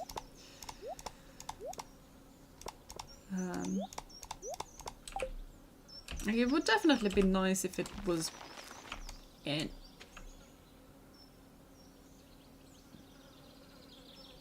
Okay, apparently we had one more on this side, and this also needs to go one over there, so I'm just gonna plant these where they are actually supposed to go. Okay. I'm pretty sure I have. Oh yeah, with the melon seeds. I forgot about the melon seeds. Those are spring seeds. Can't plant those. And these we can plant. This I can also plant. Not really sure if that's a good idea or not. Feel like we're gonna save that one. I struggle with writing, so my school gave me a Chromebook for me to type instead of write, and I might get an iPad to type with as well. That is pretty cool. I think all of the kids where I live actually get a computer, because like even the young kids get to type, like get to have an iPad. I think it's just because no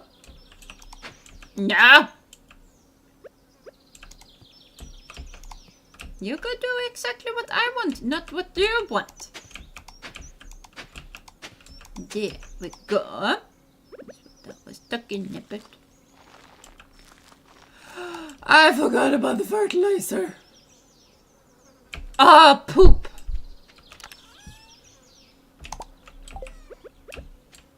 Poop. I can add the fertilizer later. I don't think you used to be able to do that. I'm gonna have high quality blueberries. Ha! I feel like you had to actually use the fertilizer and stuff before you planted. This is very nice. I need sap. I highly doubt I have sap. I have a bunch of speed grow. I mean, I do have sap. I just do not have a lot of it. I have a fair amount of it.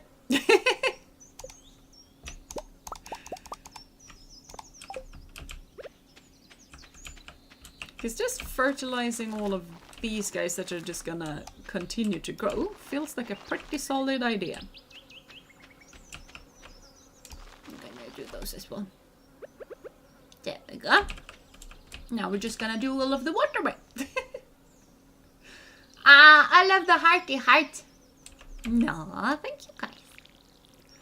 Handwriting has kind of become much less useful, which I am happy about. Always something I struggle with. Yeah, and I feel like it has its ups and downs. Because, yeah, there's a whole lot of things that are really a whole lot more simple now compared to what it used to be. Yeah, this is gonna be a thing that's just gonna stay there. But at the same time, like, reading letters that people wrote a long time ago is kind of interesting because it's so beautiful handwriting, and it's not something that I am able to do at all. Like, my handwriting is fine, but it's not pretty. And I would like to have pretty handwriting. And just writing in cursive. I can write in cursive just fine.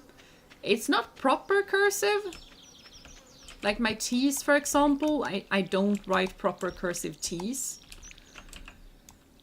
I think there's some other letters that I don't write proper cursive for. But T is one of them. Definitely one of them. And even when I write in cursive, it's fine. I can handle it, but it's not pretty. Say my writing is not neat and I struggle to keep up with my work. Yeah, my handwriting took a nosedive as soon as I started university because university lectures, people who teach at university, especially the math ones, they stop for absolutely nobody. You either write like your life depends on it, or you're gonna fall behind, and there is no other alternatives.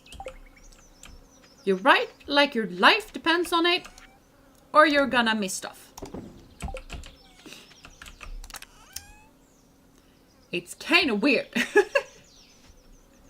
I mean, I have definitely learned to read cursive to some degree. I cannot read doctor's notes at all. Those are impossible. Those are written in some weird ancient language. Like doctor's notes are not in cursive. I feel like they're not. Like they are, but I feel like they aren't.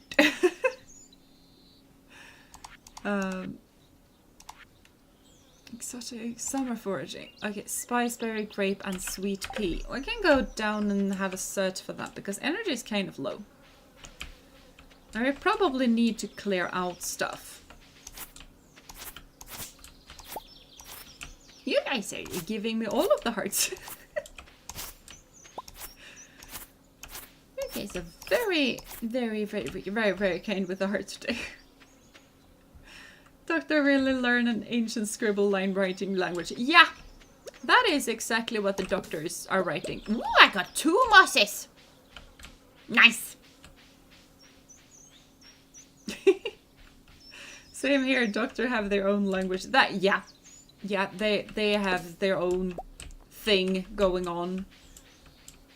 No idea what that thing is, but they have a thing of their own, and they seem very proud of it. It works for them.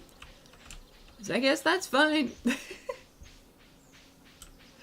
Like, my doctor visits are online. All of my doctor's visits has been for I don't know how long by now. So all I see is computer written. It's very legible. I might not agree with what the doctor is writing all of the time, but it's at least legible. Even in Spanish, we don't know. Yeah, I don't. Hello. Yeah, I actually don't know why I'm in here. I just walked in. It just happened. Okay, it's just like when you just stand in front of your fridge, and then you forget why on earth you're there. Yes. I've been mashing the heart button. Ah, nah. Nice. I see. Watermelon band. That is way too expensive for me. Wait, this is not my house. Yeah, maybe that's the case. I just figured that this is a tower in the middle of a forest. I must live here. Because it's a tower in a forest. I like forests. I like towers. I need to build a tower in Minecraft. Towers in Minecraft are kind of tricky though.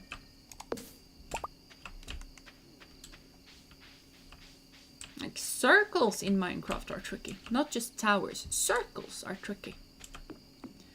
There was not a whole lot of things to find in the forest. I thought I was gonna find at least more than one singular sweet pea.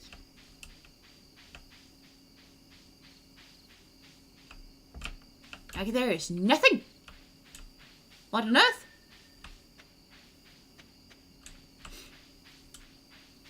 The forest is stingy today. I'm gonna take the long way because sometimes there's a lot at the bus stop thingamabob. Me. Fight the wizard and claim his house. Yes! I should do that. I feel like this anchor painting is new for the season. I mean, the flowers definitely aren't growing at the house. Yeah, there was nothing there as well. Are there stuff over here? This place has stuff sometimes. It is so dark. There is no stuff.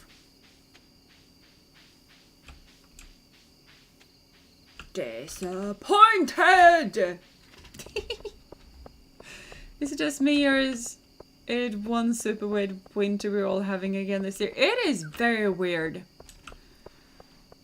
Like, especially because right now we're having a lot of sun.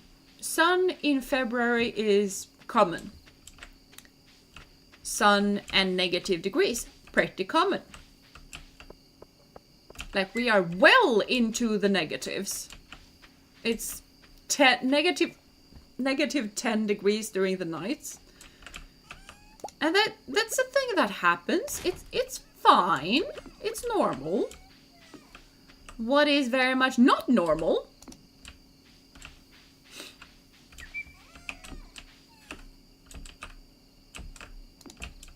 is that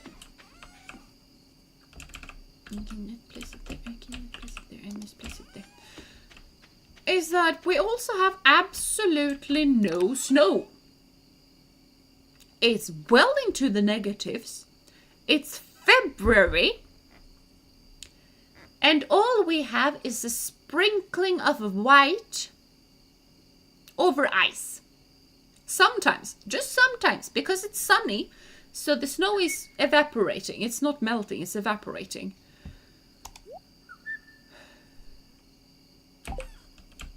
But there is no snow. So that means the ground is frozen absolutely solid. And we have ice absolutely everywhere.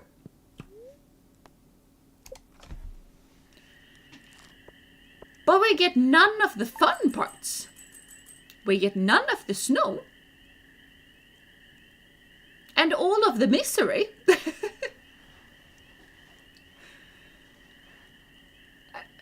It's weird. Because if it's freezing this cold, we should have snow. We should have snow.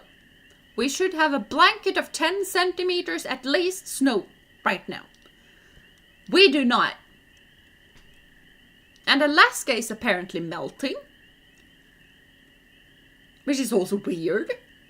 But, like, the ground is frozen solid. It's frozen solid. I'm not sure how deep, but I would guess at least 10 centimeters. Apparently the ice on the lakes are 15 centimeters deep. But we have no snow.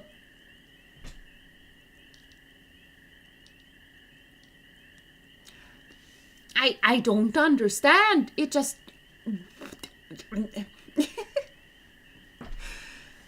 Like, that is also why I've not been out with the horses as much. Because it's... When the ground is this hard, it's gonna be really hard on their limbs and their joints and stuff like that.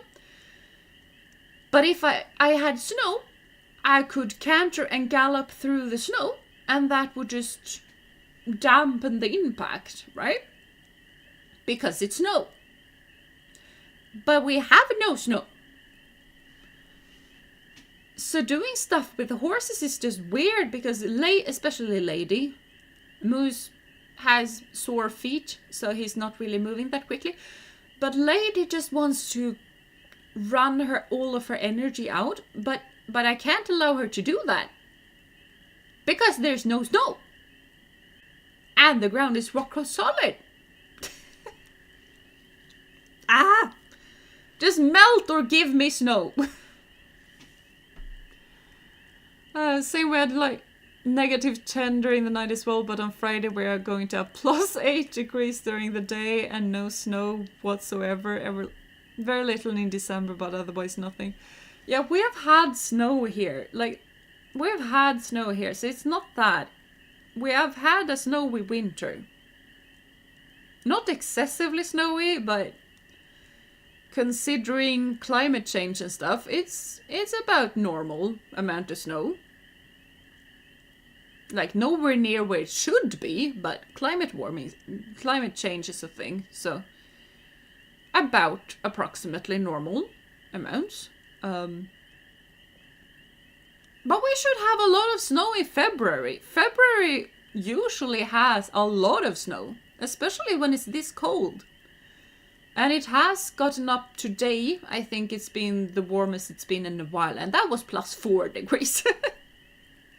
But I also live north of you, so it's fine. Where I live, hardly any snow. Snow is a rare occasion because I have hardly seen snow in a while. Which is also fair. Like, we normally get snow. It is also water coldness, not the crisp, clean cold, so it goes through every bit of clothing and into the bone. I am very thankful that we don't have that here. We have a very normal coldness. Because water coldness is the worst. The absolute worst.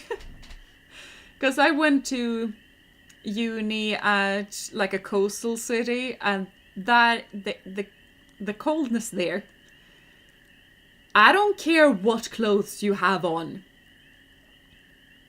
It does not matter if you have the thickest winter coat on or just a normal winter coat on. You're gonna freeze no matter what you have on.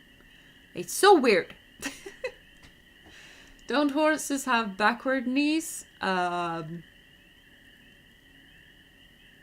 Yes and no. Because that depends. Okay. Because I kind of feel like we're done here.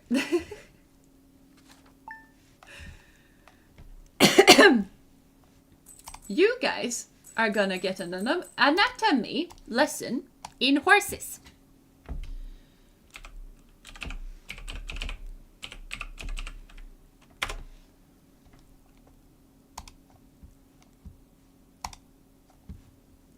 I'm just gonna find a good picture. And because I am me, this is gonna be... maybe we actually try and do this in English.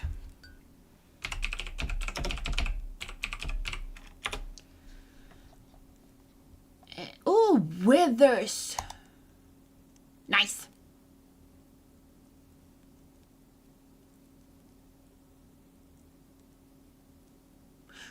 Okay, English does not have the same words. Swedish does. But okay, let's see. I need a new thing, and I need to do that. We're gonna do the Chrome. Is that gonna pick the correct Chrome though? I have no idea.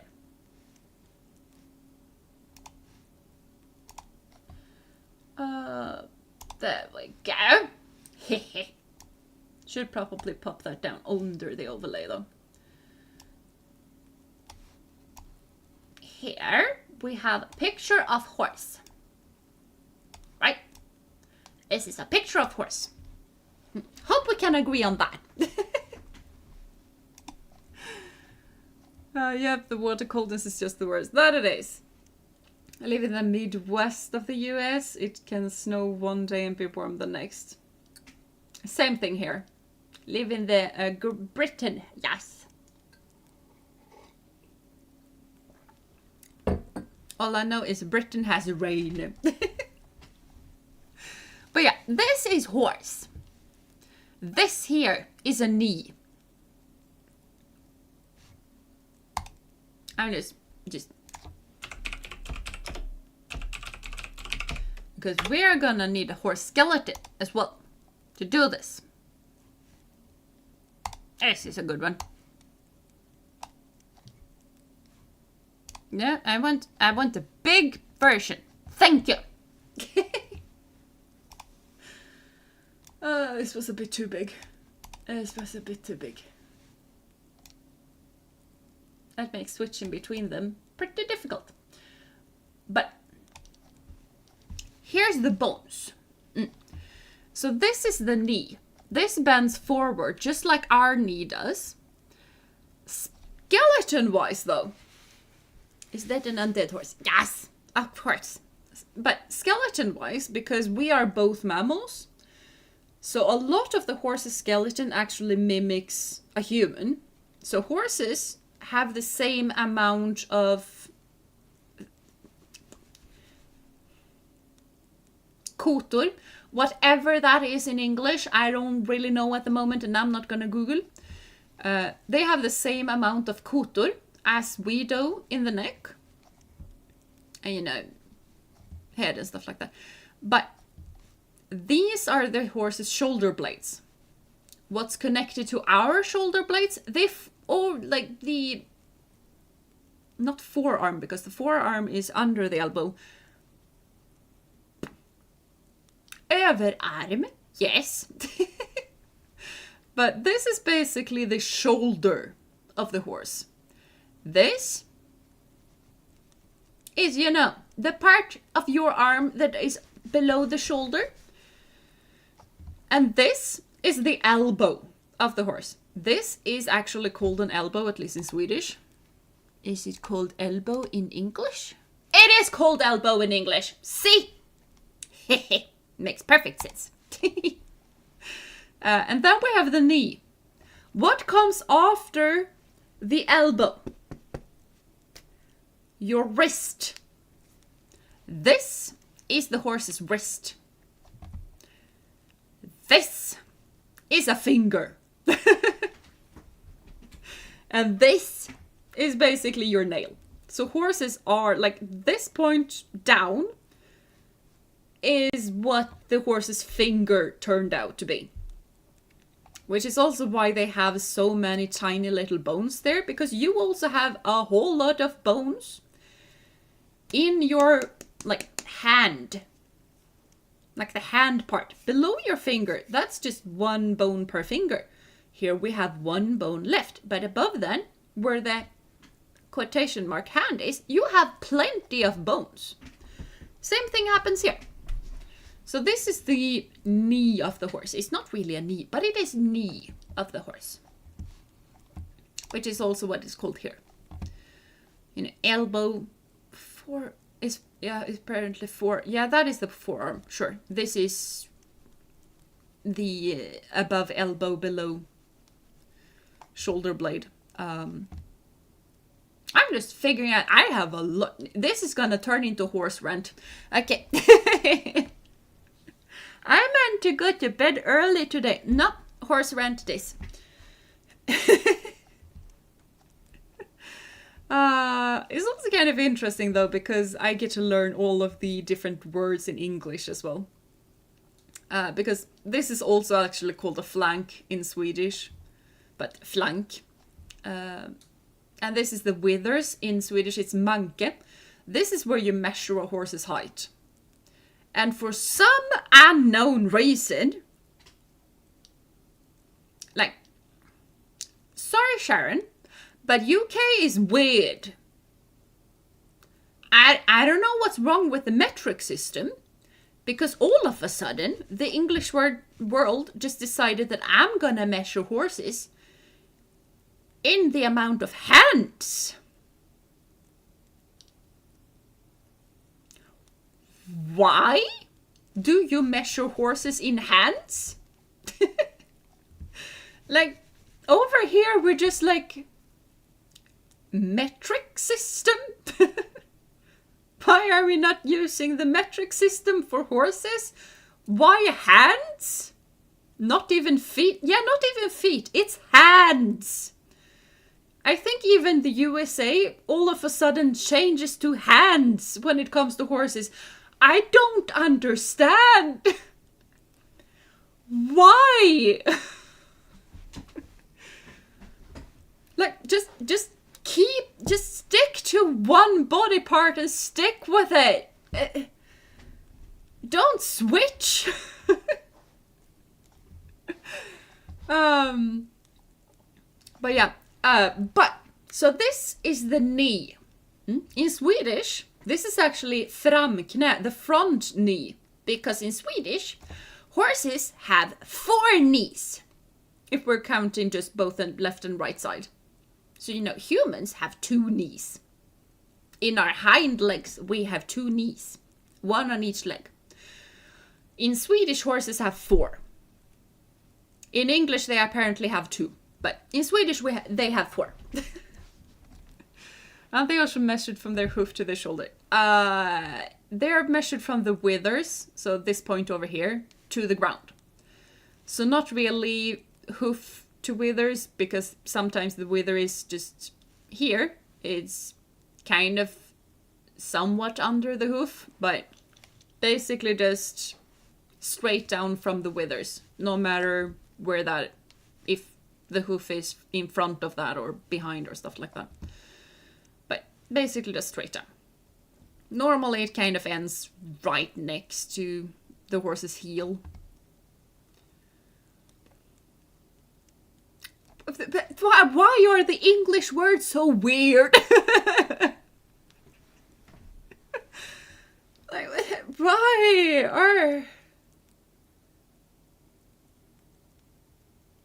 Dock? Why on earth is that a dock?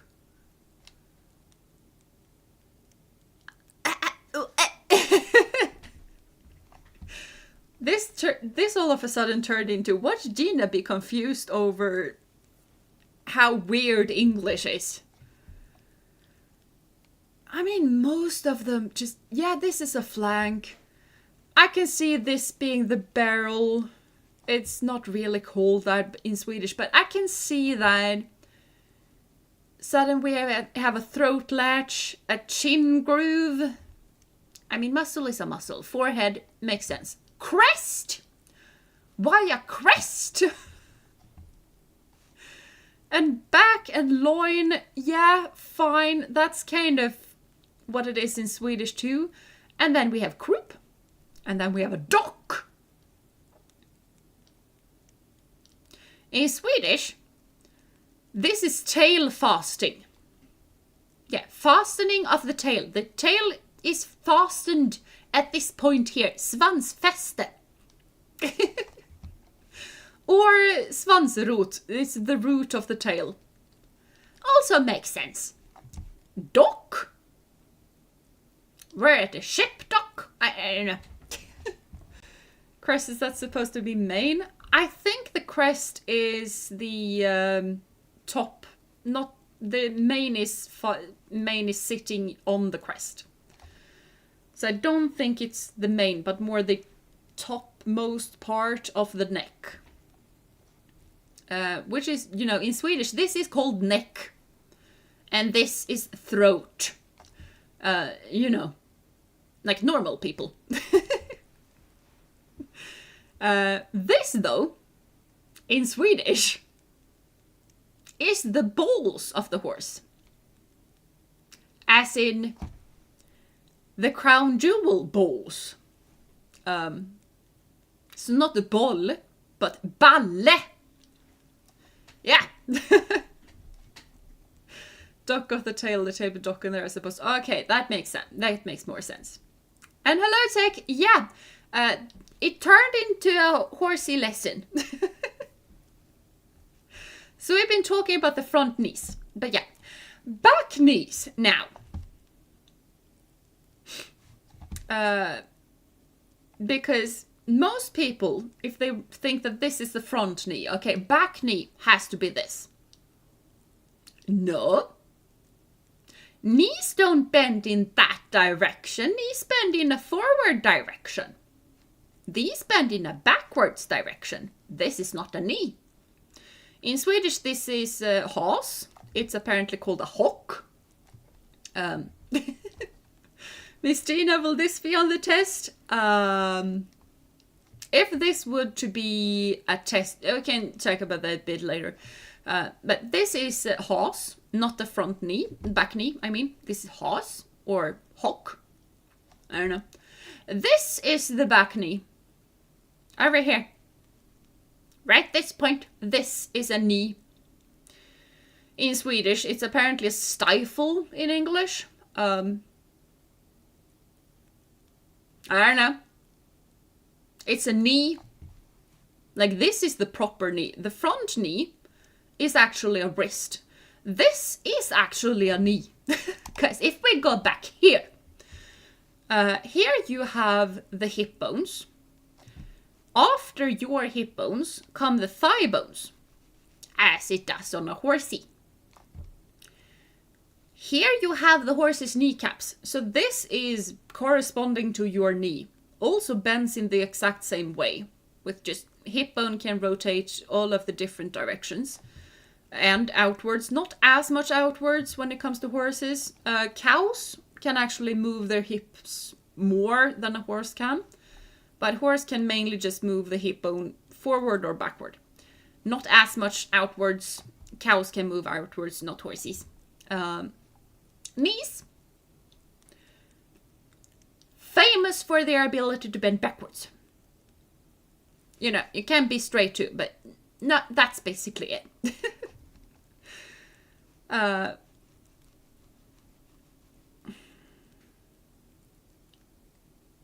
Here is the horse's chins, basically.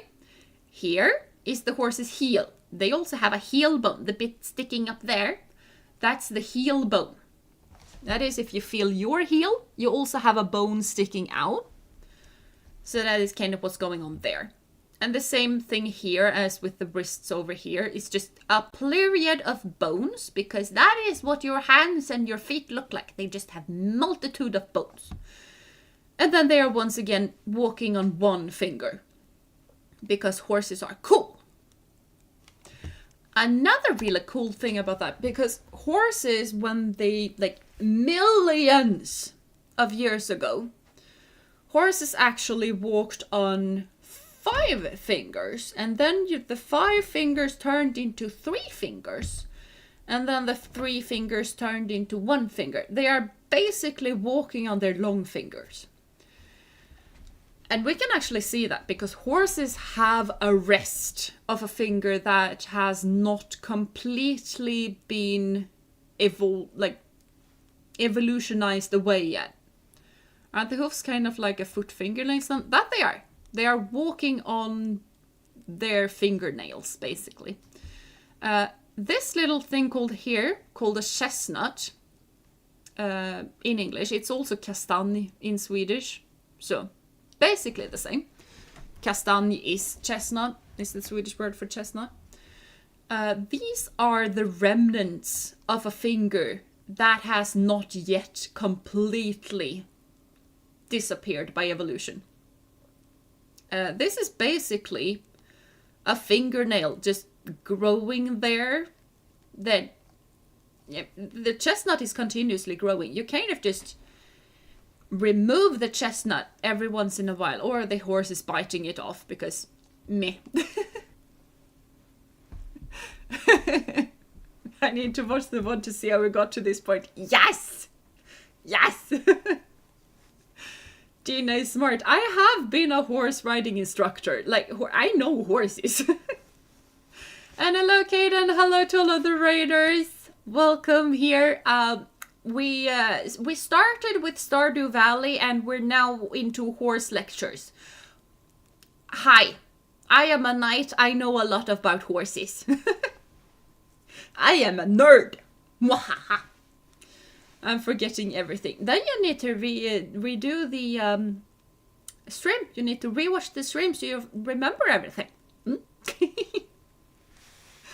Can you request a game? You can ask for a game. I might or might not play it.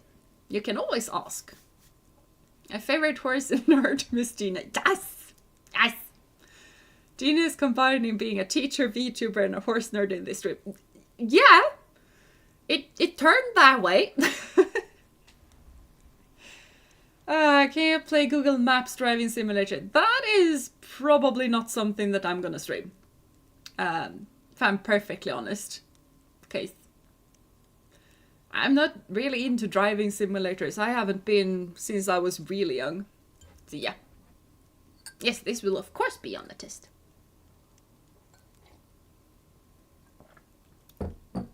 I love purposefully making Jeena go on teacher mode. Yeah, that's a thing that happens. But if we just, because I used to be a horse riding instructor, right? And in where I live, being a horse riding instructor, especially in a riding school, kind of means that you are definitely teaching the kids how to ride. That is a big part of it, obviously. You're also teaching the kids how to behave in a stable. You're teaching them how to care for a horse. And in that caring for a horse, you need to actually do theoretical lessons. Knowing what the horse's body parts are called is actually a really, really big thing. Yeah, Jeena teacher mode is great. Yeah, you are right now full on getting teacher mode. You have not actually had full teacher mode in a while. Sorry, need to go. Please take care, Jeena, and have a fun stream. And also watch out for Cade and his new to your stream, but kind of asking a lot, so feel free to time out of him his space. That is fine. That is fine. But have a good time doing whatever it is that you're gonna do, Eric. And thank you so much for stream. For the raid. Brain is short-circuiting at the moment. I will not play Roblox either. What common mistakes do people usually make when interacting with a horse for the first time?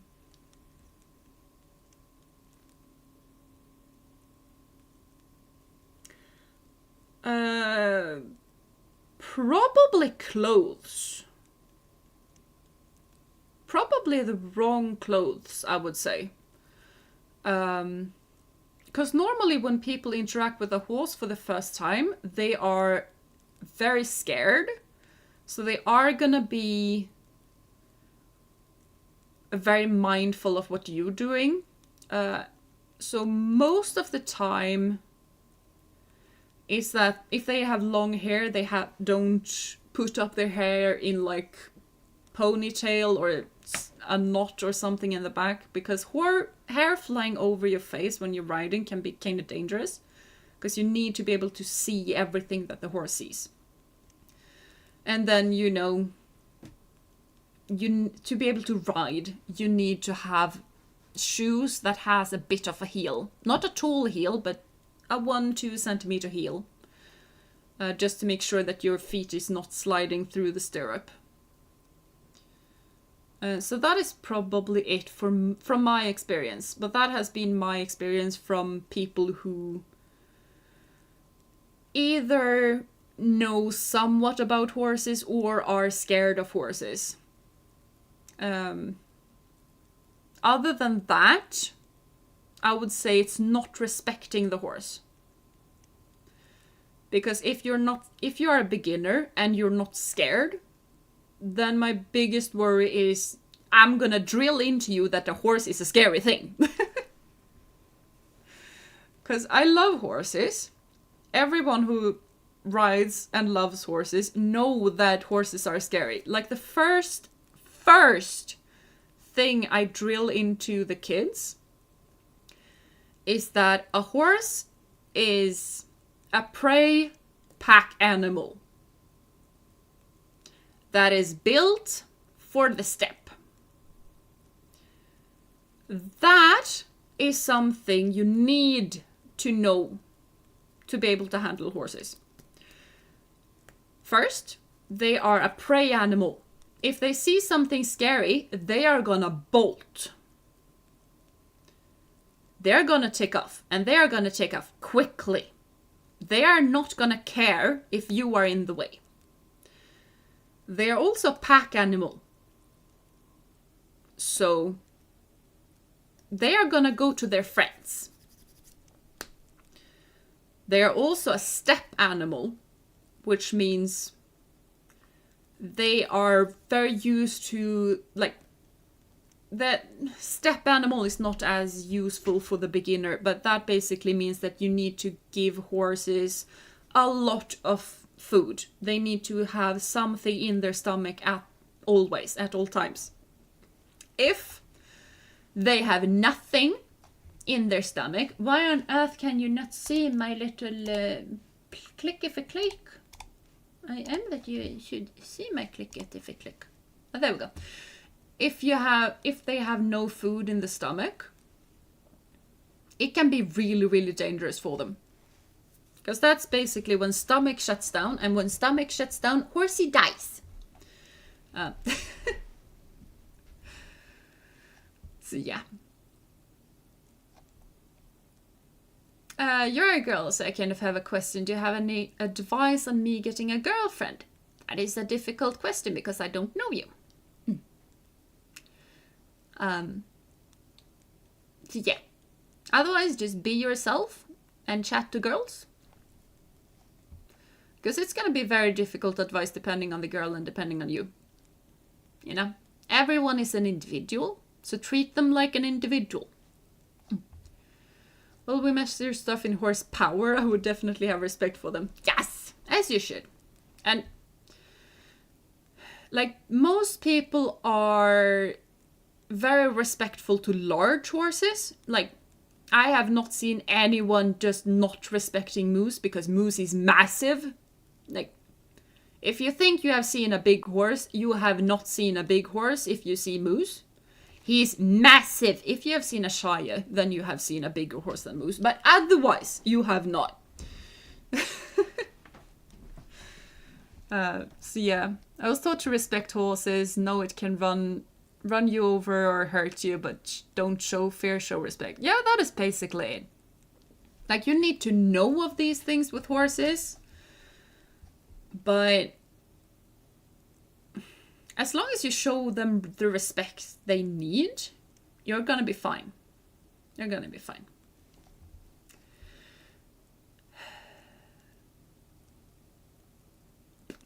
Okay, then, we're talking about horses right now. So, yeah.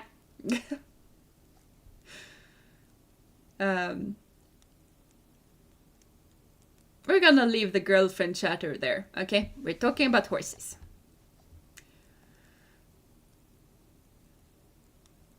Yeah, thank you for saying that, Willow. I might do that as well later on.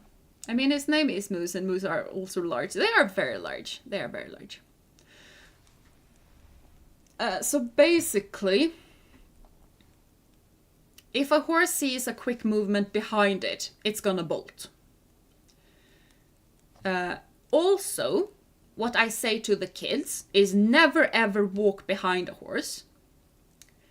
And this is what I say to the kids. This is what I practice when I'm at a location where kids are and kids are able to see me. I do not practice that at home. When I'm at home, I literally stand right behind the horse and just hug the butt. Because the butt is very huggable. Especially on Lady. Moose is a bit too tall. I can't properly rest my chin here. I can rest my chin there on Lady.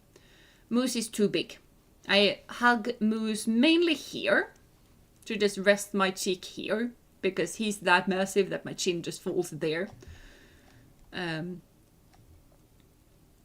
Because basically, if you need to walk behind a horse, just pat the horse, make sure...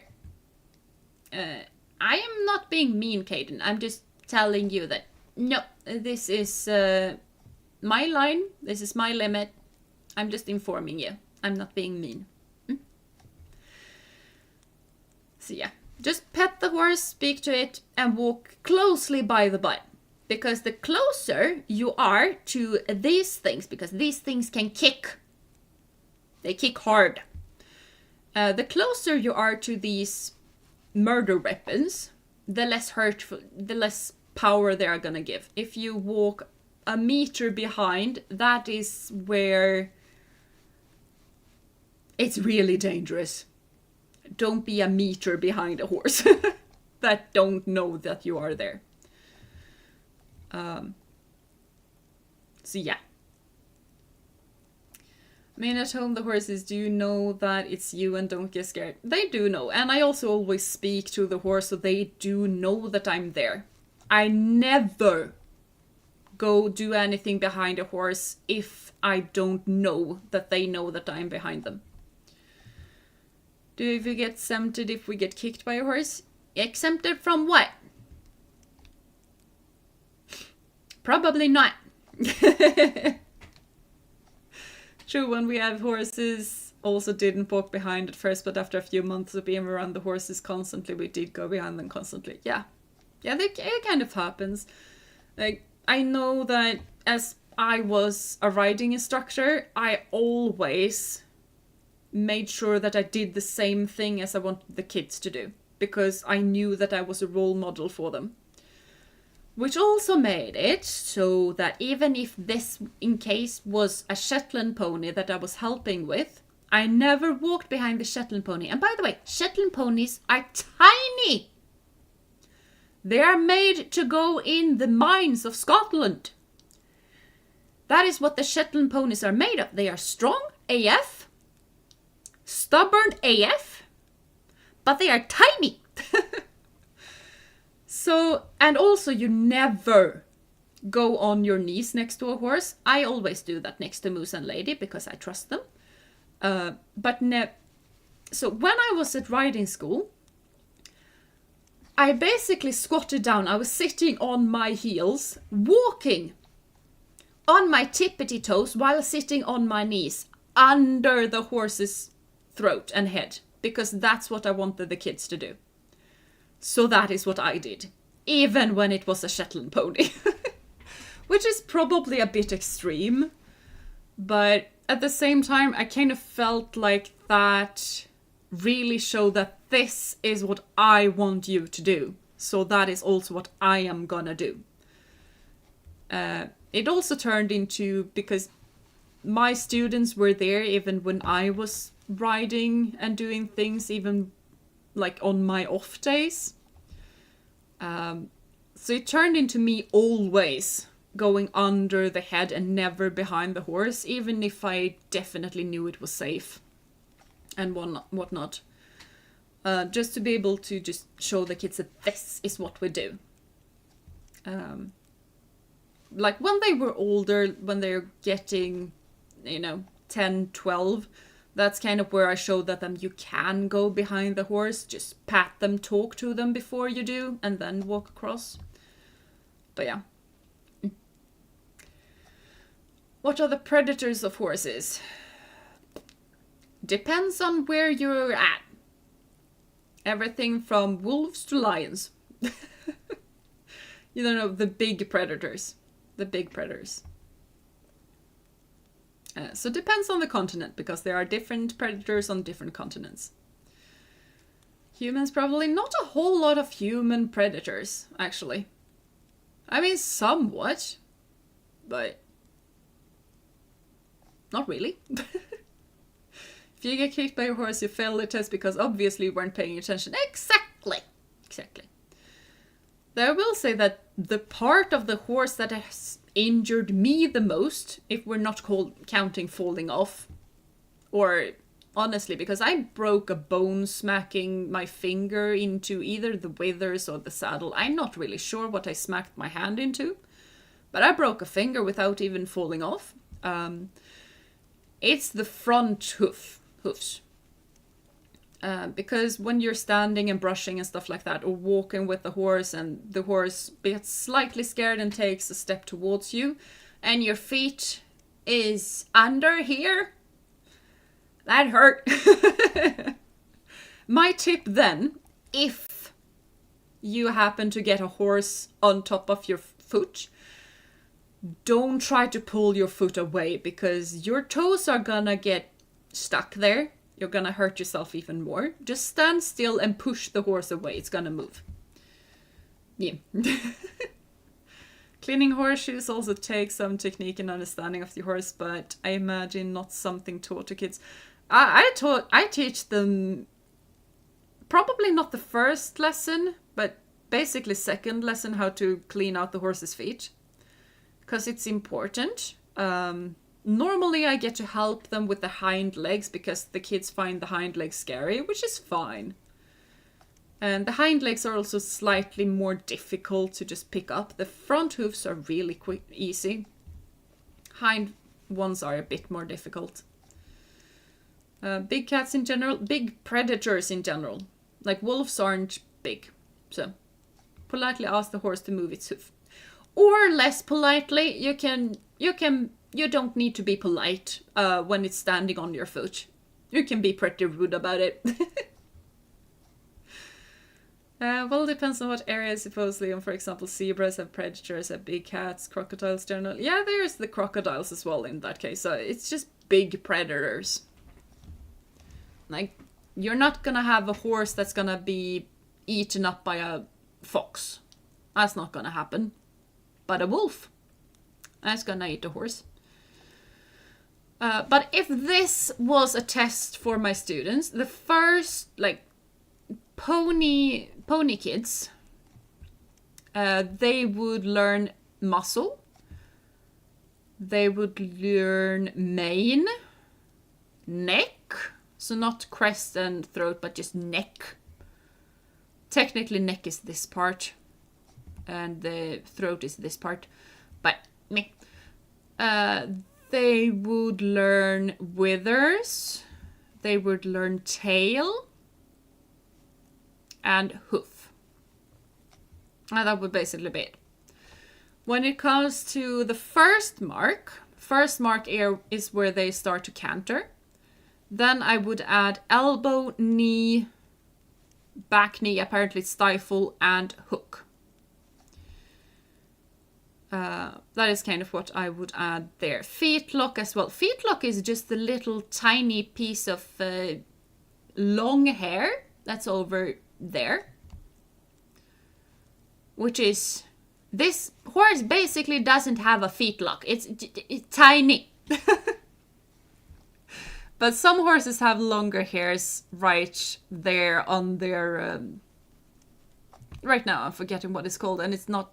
doesn't have an English name there, so... Yeah, this part here... What is that, 37? I don't know. Can't read, that is... not easy to read. But horses can fight back and very easily. They can fight back. they would much rather run away. Like a horse's first instinct is to run.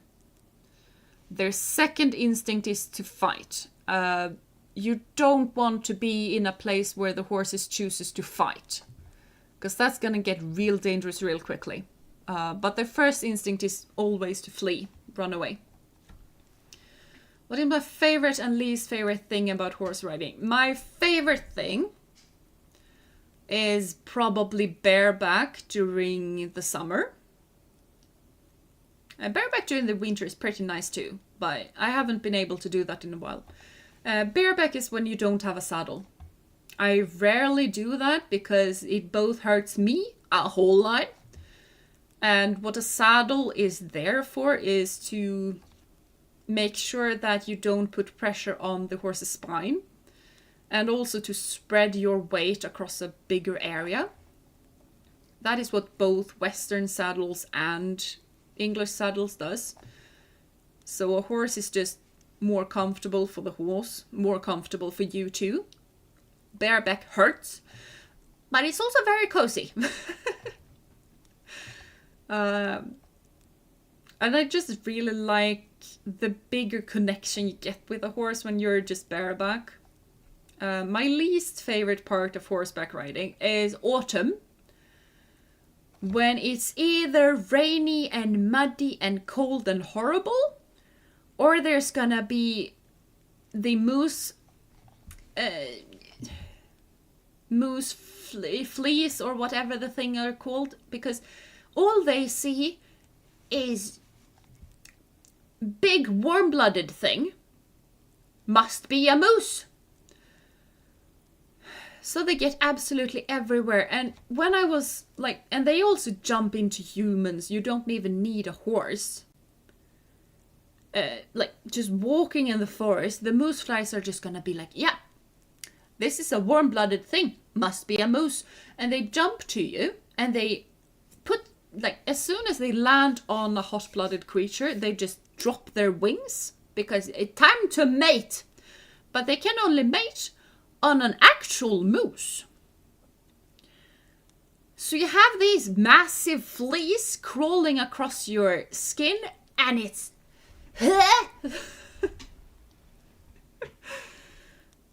and once I was having a high ponytail, and it was kind of a tight ponytail, and hours later I found moose flies in my hair. It was disgusting. And you also have the massive horse flies that attack horses, and they bite. They can bite through jeans so that it bleeds. Like, they are massive. Like, the biggest ones are the size of my pinky finger. And I have pretty long fingers.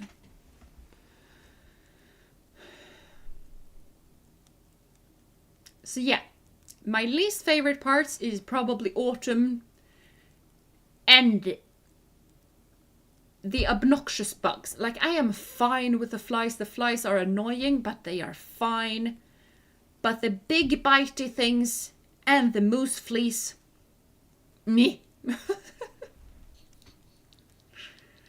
Otherwise, just rain. Rain and horses is not that fun. And especially because I don't have a riding hole that I can go into.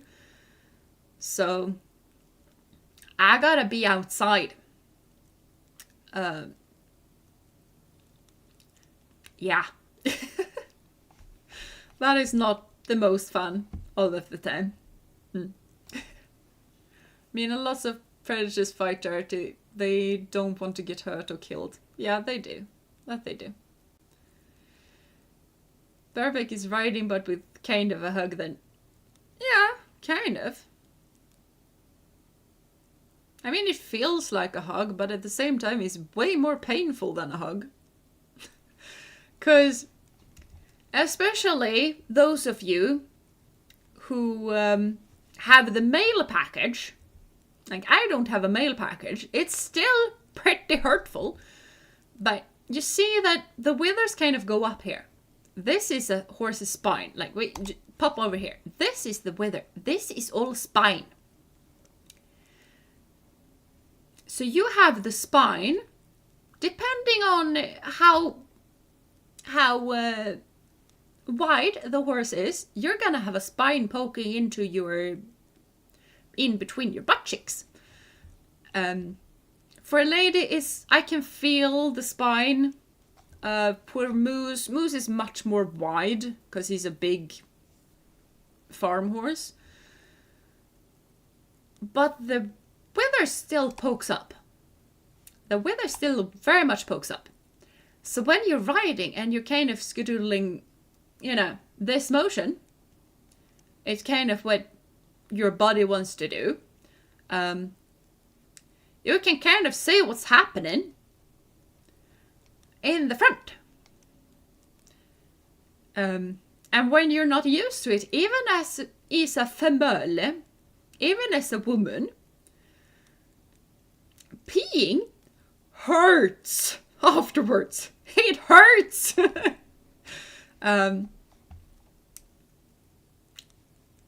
Yeah, that was what my brother hated the most about riding. He said it hurt so bad. I can guess so. Yeah.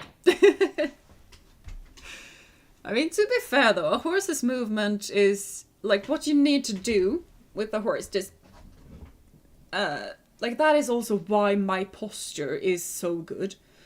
Because you normally sit on a horse. Surprise, surprise. But to be able to move with the horse, you're always moving. I'm kind of doing it right now. You kind of can't see it. But you're always moving your hips. Up and down, forwards and backwards. And to do that, you use your stomach and back muscles a lot. Because your hips are always slightly rocking forward and backwards. And also side to side. So it's a lot of movement in the hips. So you need to be really fluent there, which is also why I have no hip issues. My issues are in the shoulders.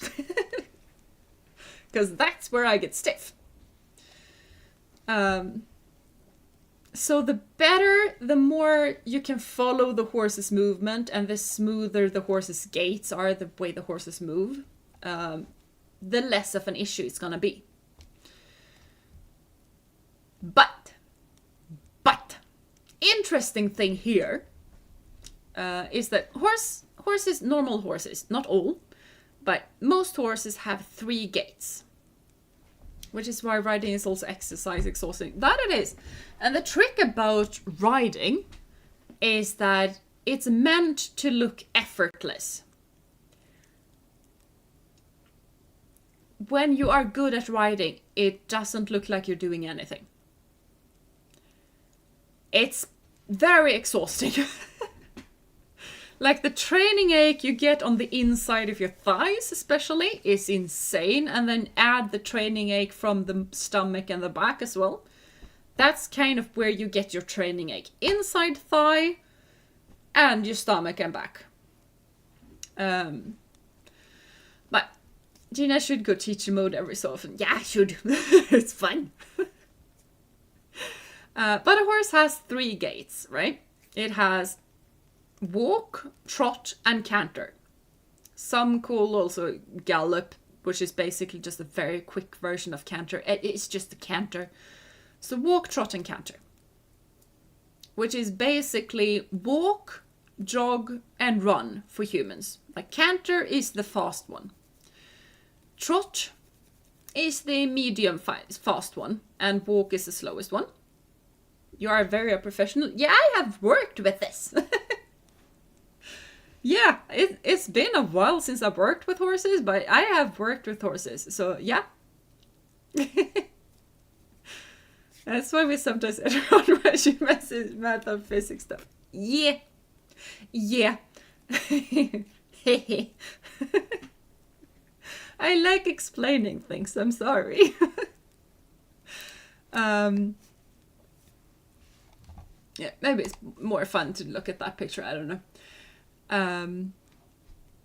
But the interesting thing about a horse's gaits are that most people think that canter is the most difficult one. It is also, honestly, the one that we teach the latest. We always teach walk and trot immediately. At least I normally do that. Just walk and trot immediately. Walk is pretty easy.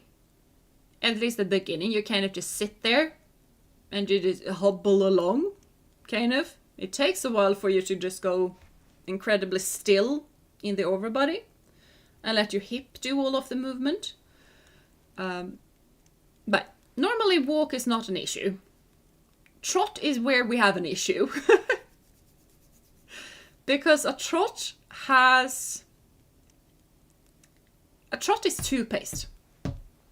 So walk is like 1, 2, 3, 4, 1, 2, 3, 4. Like every foot is just plopping down on its own rhythm. Trot is 1, 2, 1, 2, 1, 2, 1, 2, up, down, up, down, up, down. Which is basically this foot and this foot is on the ground at the same time. Then the horse jumps. And then this foot and this foot is on the ground. And then the horse jumps. And then this foot and this foot is on the ground at the same time. So it basically floats a bit.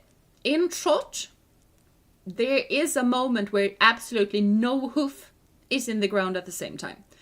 With walk, you normally have 3 feet in the ground at the same time. You can also have 2 feet in the ground at the same time, right when this foot is plopping down and this foot is just raising up.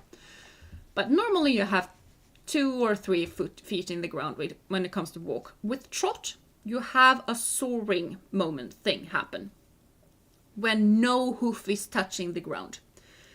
And that makes it really bouncy. So the kids kind of just jump and fall down, fall off. Can do pretty easily when it comes to trot. Because it's just so bouncy. They just sit on the back and just bounce up and down uncontrollably. So in English riding, not Western, because English is where I'm schooled, we kind of normally start them with just standing and then sitting, stand, sit, stand, sit. And you do that in the same pace as the horse is moving. All I asked was if horses had weird knees. It's been 45 minutes. Yeah. They don't have weird knees. They all face the same way as our knees does. I have not held a horse lesson in years. I'm sorry, people. Sometimes I might leave the stream for a couple of seconds. Yeah. This was a lot of fun. Love the lessons, but I have to go. We'll try to get some sleep. This does bring me back to when I rode as a kid. Yes! More of this and group hug. Yes, group hug! I should also go to sleep because I had planned to go to sleep for a half an hour ago. So, but yeah, trot is normally when the kids start to struggle. And they normally think that, but trot is so difficult. Canter, which is faster, must be even more difficult. It is not. The interesting bit with canter, and the only reason why we wait so long to let the kids canter, is because to be able to get to a canter, they need to trot. And more importantly, after they are done cantering, especially in the beginning, the horse goes down to a very fast trot. And the fast trot is the most difficult. So canter is basically only difficult because you need to be able to trot. And trot is kind of the most difficult thing. Otherwise, a canter is just... It's just a 3 little thing. Ba-da-bum, ba-da-bum, ba-da-bum, ba-da-bum, ba-da-bum. It also has a soaring moment though. With canter, it's gonna be very difficult to show, but you have two versions of canter. You either have left leg is going forward first and then the right leg follows, or it's right leg and then left leg follows. Me. But yeah, I also should go to sleep, but this is really interesting and informative. Yeah, I miss talking about horses. I really should go to sleep, but this is fun. Also, my level I reached when I rode was canter and some jumping, but it was my sister that was better. Nah.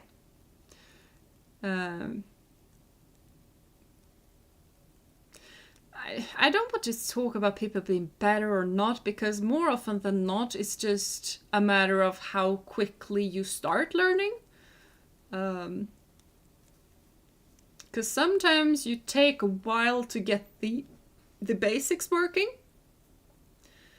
But if you also take a bit longer to get the basics working, that normally means that the basics are really, really good when you get through the advanced stuff later. It's gonna eat you to learn the advanced stuff really, really quickly. Entire horse lesson and chat stream when I don't know. Honestly, I've been thinking about doing that, because there are some horse games that I've been looking at for a bit that might be good for that sort of thing. So maybe, kind of. I just noticed that I should probably finish that game. Girls are just naturally better at horses, which is if that would be the case, which is not. We just aren't. Like, there is absolutely no skill difference between women and men when it comes to horses, which is honestly one of the things that I like about horses the most. Everyone is actually competing in the same competition. You don't have a men competition and then a woman competition. It's just all of them compete in one competition. So it's just extremely gender equal in that way. And if you keep at it, especially if you keep at it, yeah. Did stop before my sister as another sport caught my attention, but helped take care of the horses and worked at a horse stud farm. Ooh, interesting, to earn extra money as a kid. Sounds pretty interesting. I think it's about too generalizing with car driving and other stereotypes. Yeah, it basically is. And the interesting thing about horses is that when people like to just go like, no, this is a girl thing. Boys don't do horses. Well, 200 years ago, women weren't allowed to ride horses because that was a man thing. That was a manly thing to have a horse. So, I don't know. It's just really different with the times and stuff like that. It's just, like, horses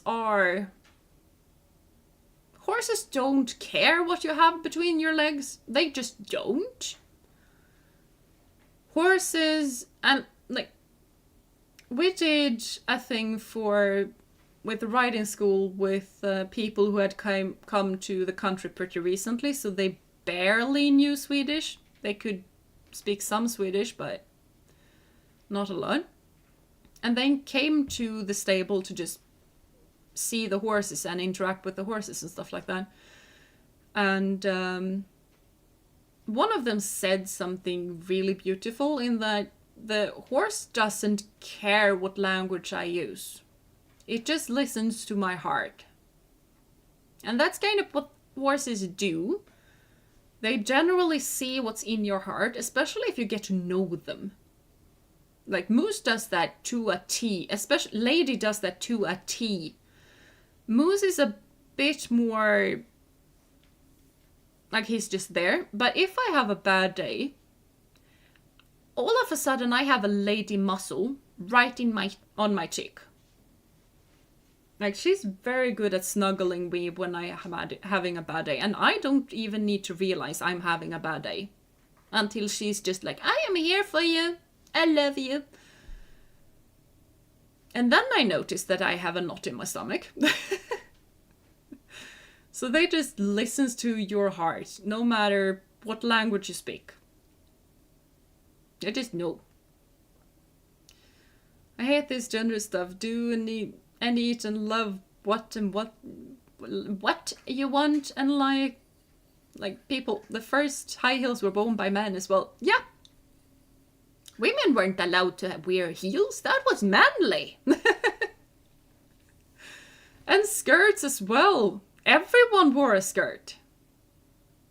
I mean, pants only became a thing because that makes horse riding things easier. That's the only reason we have pants. I mean, I played handball when women were the best, so many thought of it as a female sport, not anymore, and haven't for quite a while, so yeah, it depends on time. It really does. It really does. I think skiing is kind of a men's sport right now, because there's a whole lot of men being really good at it. But, yeah. Horses do in fact fall into the pet category. They do. They very much do. When a horse puts the throat latch on one's shoulder and move into you feels amazing. Yeah. None of my horses really do that much. What Lady does the most is just put her chin on my shoulder. That she can do. She also really likes to scratch me. So she wants me to scratch her right here.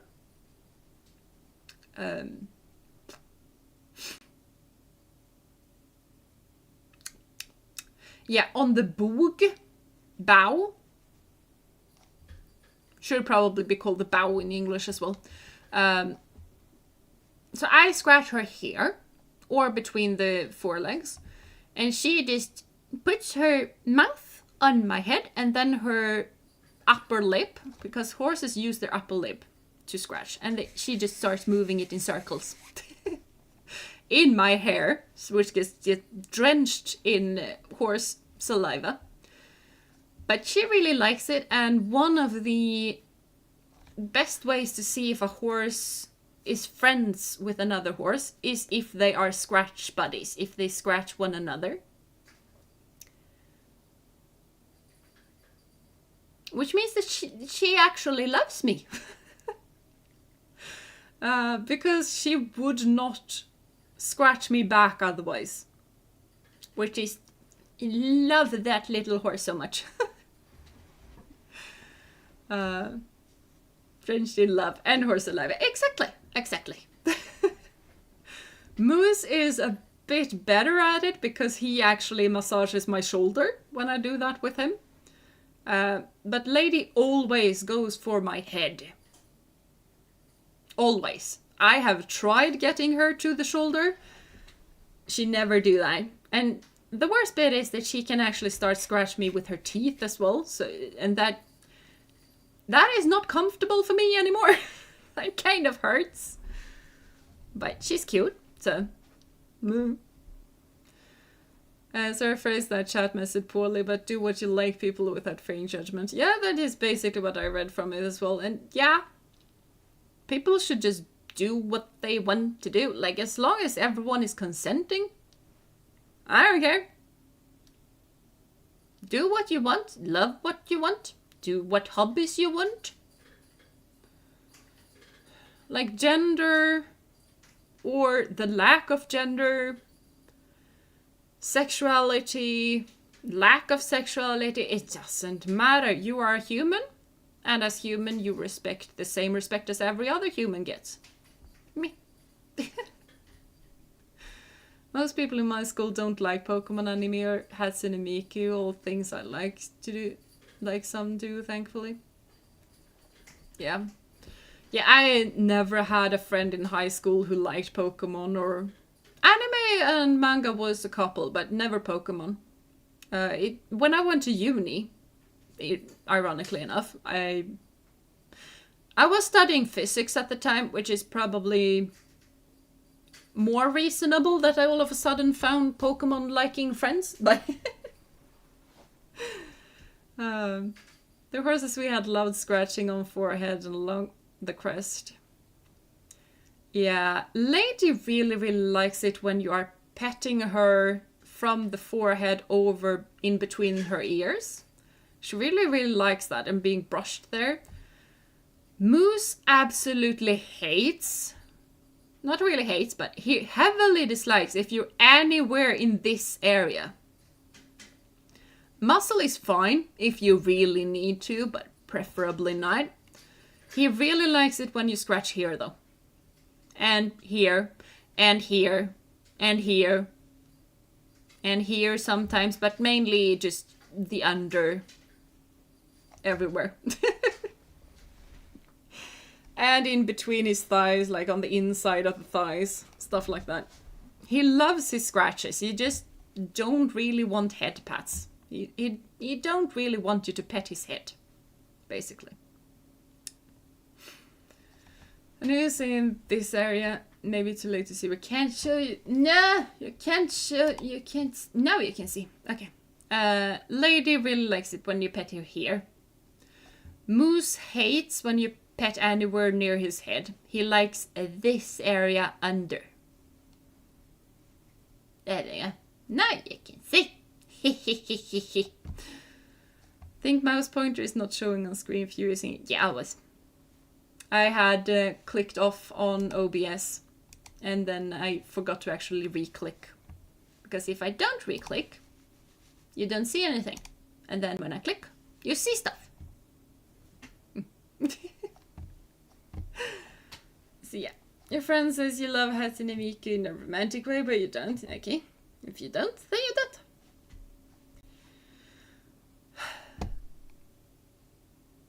Yeah, I'm pretty sure that I'm done with the random horse lesson now. I miss holding horse riding lessons. I miss it. It was fun. Like when my kids started cantering, I always chose horses that I could run with them when they were cantering. Like my physique got so great when I was like doing that, because when they start cantering, they're kind of scared, and you can do it in a couple of different ways, but I like to have it so that the horse actually runs straight, and that means that I need to run there and hold the horse. Which means that you need to take some pretty quick steps there, because a horse can run quicker than you can. So you need to choose a horse that you can actually run with when they are cantering at their slowest step. Which I had a bunch. There was also a couple of horses that, one of them I could run with for like 15 meters or so. After that I couldn't keep up anymore. I had 2 big horses that I could run an entire lap with. And then I needed to breathe for a moment before I took the next kid. But there were also horses that I just specifically didn't take only because I couldn't run with them when they were cantering, because they were too quick for me. And some horses also that were just, I wouldn't really trust them to just hold on to the reins when they were cantering that way.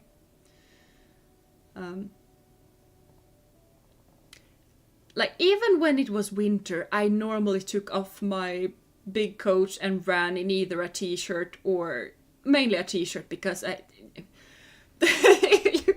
you get to run quickly. It was fun though. I miss it. It was really fun. I do not miss the early Saturdays though. Working on Saturdays from half 8 or 7:30 in the morning to 5:30 in the evening is not fun. I do miss the lessons though. That's fair, everything shouldn't be romantic. I dislike the over-sexualization of things. I do too. That is a sweet little cinnamon bun. You don't have to like things in that way. You can be picky about it, or not do it at all. Yeah. Asexualism and aromanticism is a thing. And that should be respected as well. I kind of feel like a lot of things out in the world are over-sexualized to a thing that's kind of icky. Which is also one of the reasons why I don't watch anime that much, because finding an anime that is good and also doesn't have fan service in that way is kind of difficult. And also because I don't really have the energy to try and look for one. It was definitely fun listening. Never feel bad being passionate about things and talk about your passion for some time. Yeah. Thank you. Thank you.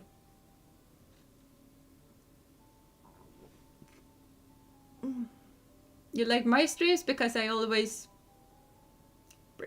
bring a smile to your face, or because I look like Miku, or like I sing like Miku, or but I don't know. I have been talking for way too much today. I need to rest my voice. Thankfully, I don't have a lesson tomorrow. I do need to try and find the headmaster and but meh. Bring a smile to my face. Yeah. Your guys bring a smile to my face as well, so feeling is mutual. Oh yeah, I don't mind fan service as long as that is not all that is about. Yeah. Like a beach episode. Yeah, I mean, a beach episode is fine. Because it's a beach episode. I can understand that, but if it's just boobas in your face every single episode, it gets a bit tiring. But I also sing very well. Thank you. But I am gonna be off today because I really need to go to sleep, and I also need to just unwind and relax because I am very happy and very speedy at the moment. Also, Kitty, what on earth are you doing?